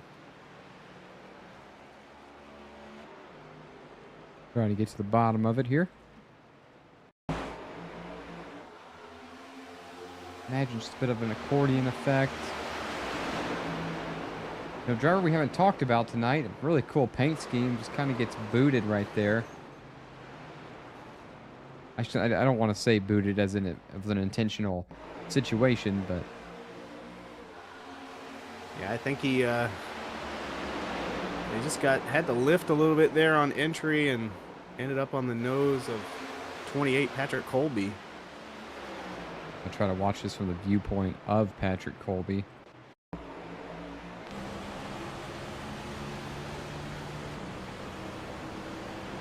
Yeah, that just happens extremely quickly going into the corner. Just kind of sends him around right there. Don't think Colby was planning to or expecting him to stop so soon.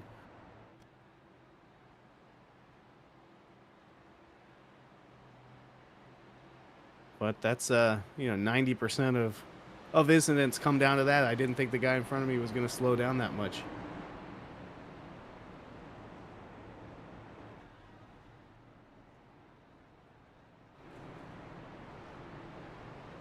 Saw a driver going around for the wave around just a moment ago. Trying to figure out who it was. Couldn't catch that driver. I think it's Thomas Taylor. There he is.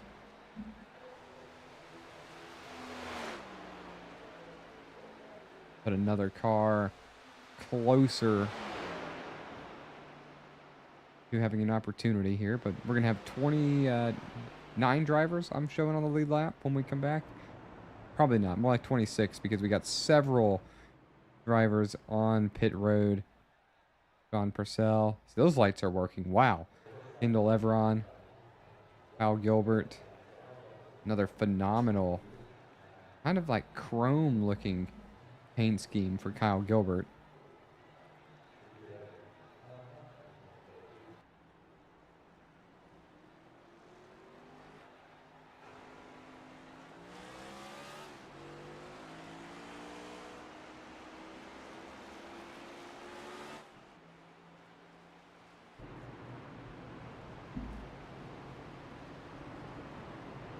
There's our field, you know, just kind of trying to take it easy for a moment, no one knowing what's going to happen next when the green flag flies.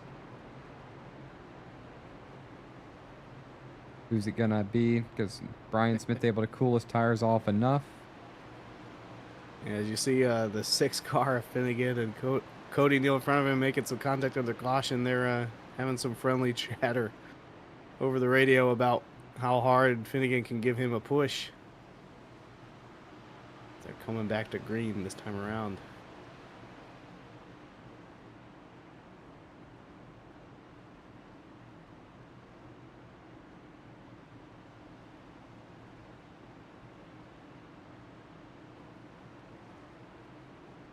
As we mentioned at the top of the show, we will do a maximum of 3 green-white checkers, and we are coming around to number 2.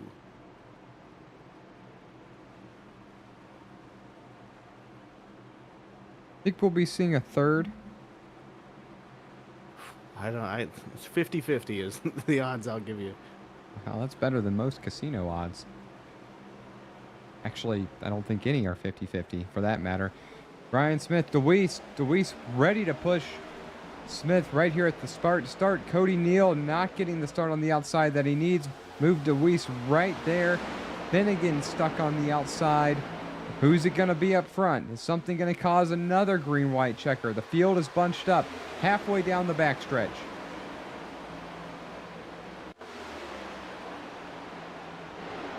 DeWeese is going to have one opportunity at this, and that could be taken away by Cody Neal in an instant. DeWeese kind of stuck to the outside. It's not going to work out for him.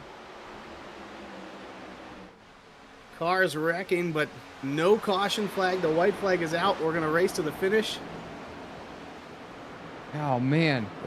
This is car's backwards on track with the white flag. Only driver within reach is Cody Neal. He's hugging the white line. Check out John McNeil to the top 3. Barely over the 6th place of, or Nathan Finnegan, excuse me.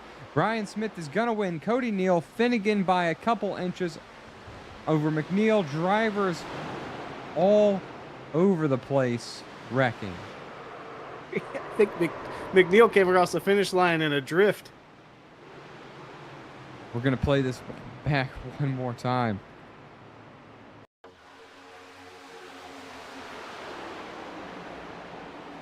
McNeil and Finnegan. McNeil doing everything he can on the inside. This is for third right here. Yeah, they made contact, and man, that was close. And DeWeese as well.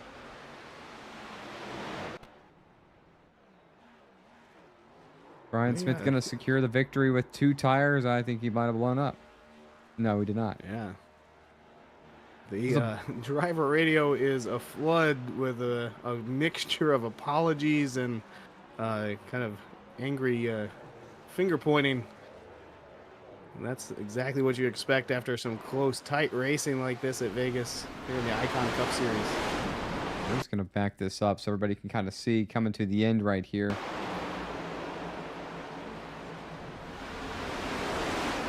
Just pure chaos through the field.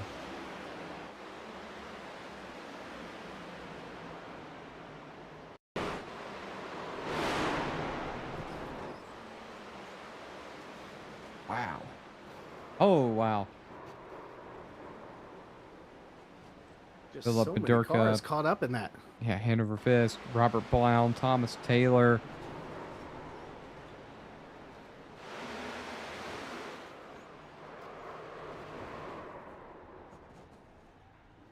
Man, the whole complexion of numerous drivers race changing in an instant.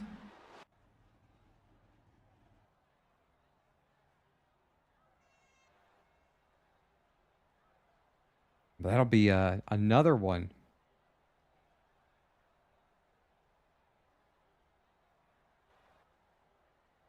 Just a couple moments, we're going to hear from tonight's race winner. So Brian Smith improving from last week to P1. So the last 3 races, it's been Brian Smith wins, Brian Smith P2, Brian Smith wins. And Cody Neal was 3rd for Circuit of the Americas, 1 at Phoenix, and a 2nd today.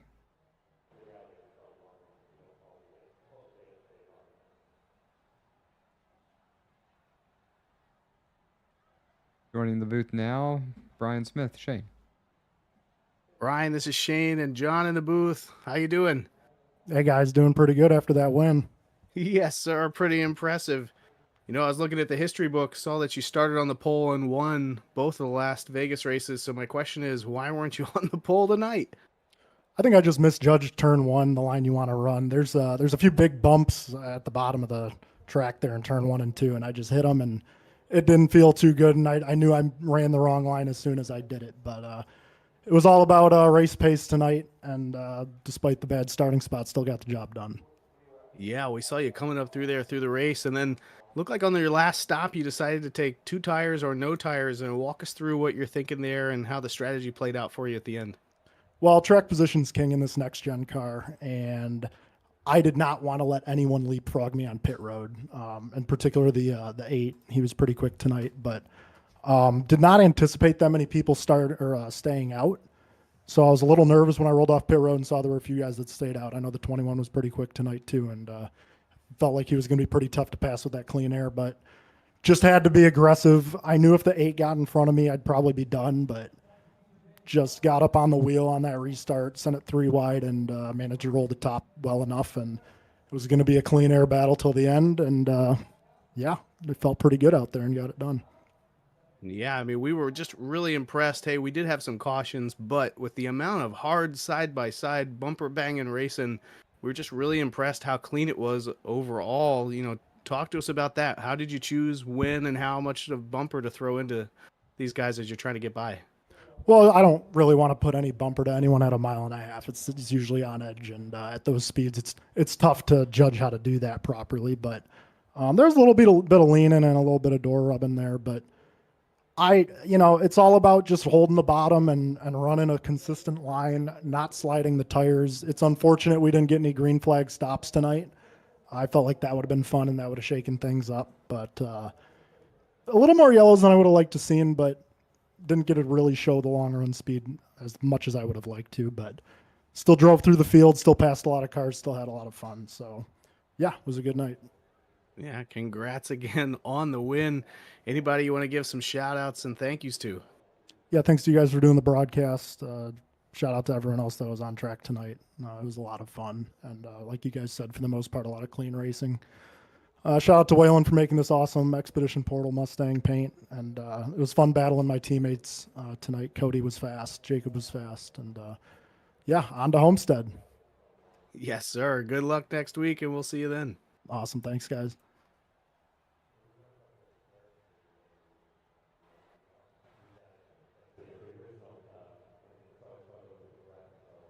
I'll bring Cody Neal to the booth.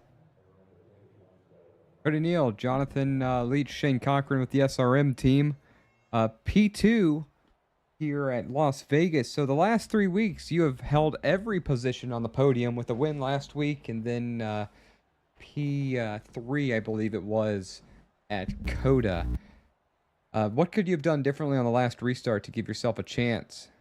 Oh man, those restarts were so tough. Being right next to the leader, and even being my teammate, he didn't give me any help, which is all right. It's racing.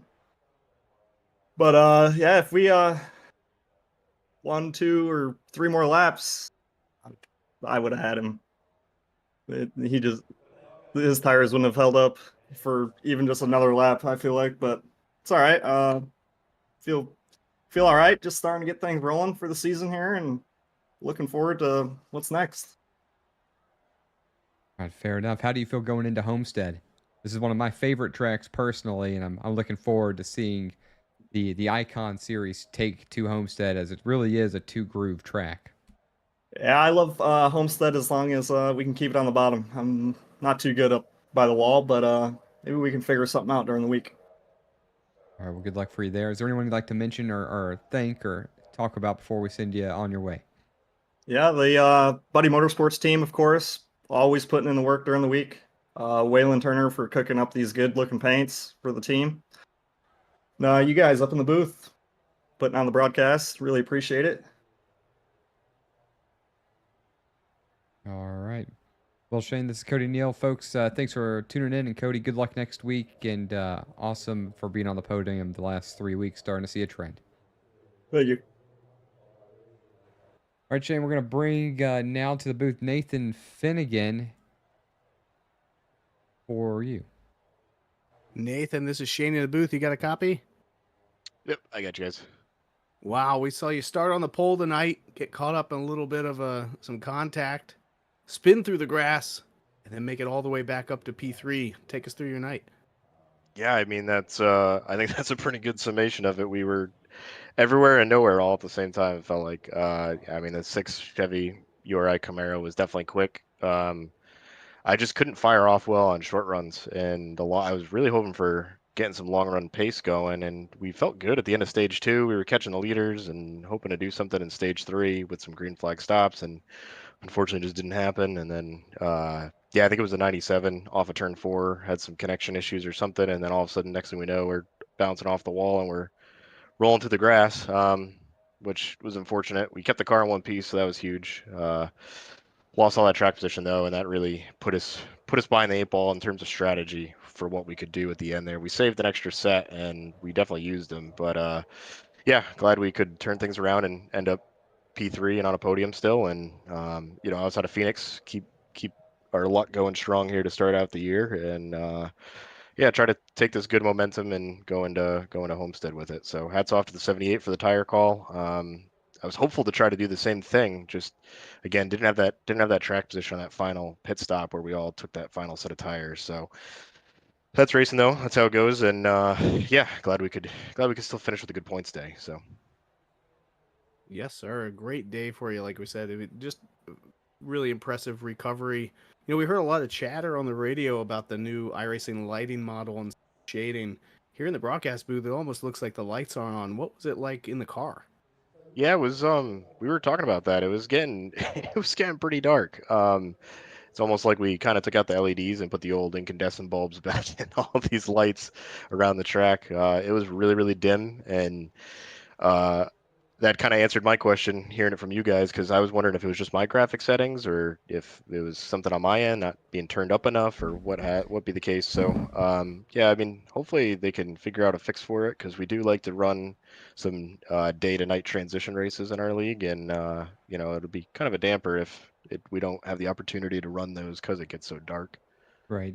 Yeah, I'd like to chime in on Absolutely. here. Sorry to interrupt here, Shane, but different camera angles created different lighting conditions for us in the broadcast booth.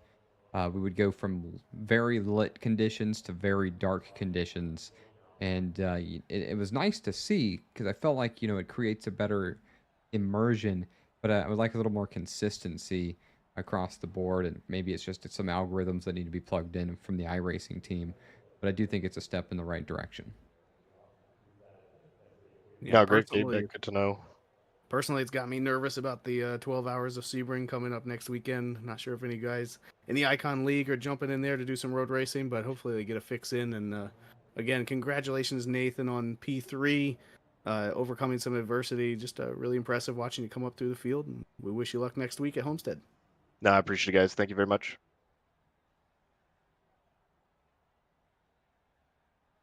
All right. Only thing left to do here is to talk about the final race results. We talked to our top three. John McNeil narrowly missing out of the top three, and he was really about a 12th place car all day long until all of a sudden he wasn't. And Braxton DeWeese up 21 positions. We heard it from Brian Smith. Being behind the leader was the problem, and Shane, you talked about that often in this one, is that dirty air was playing a role. And it's really nice to see that that's starting to be a thing in iRacing. And he just could not get by. And like Brian Smith mentioned, he believed that if he did get by, that would have been the race.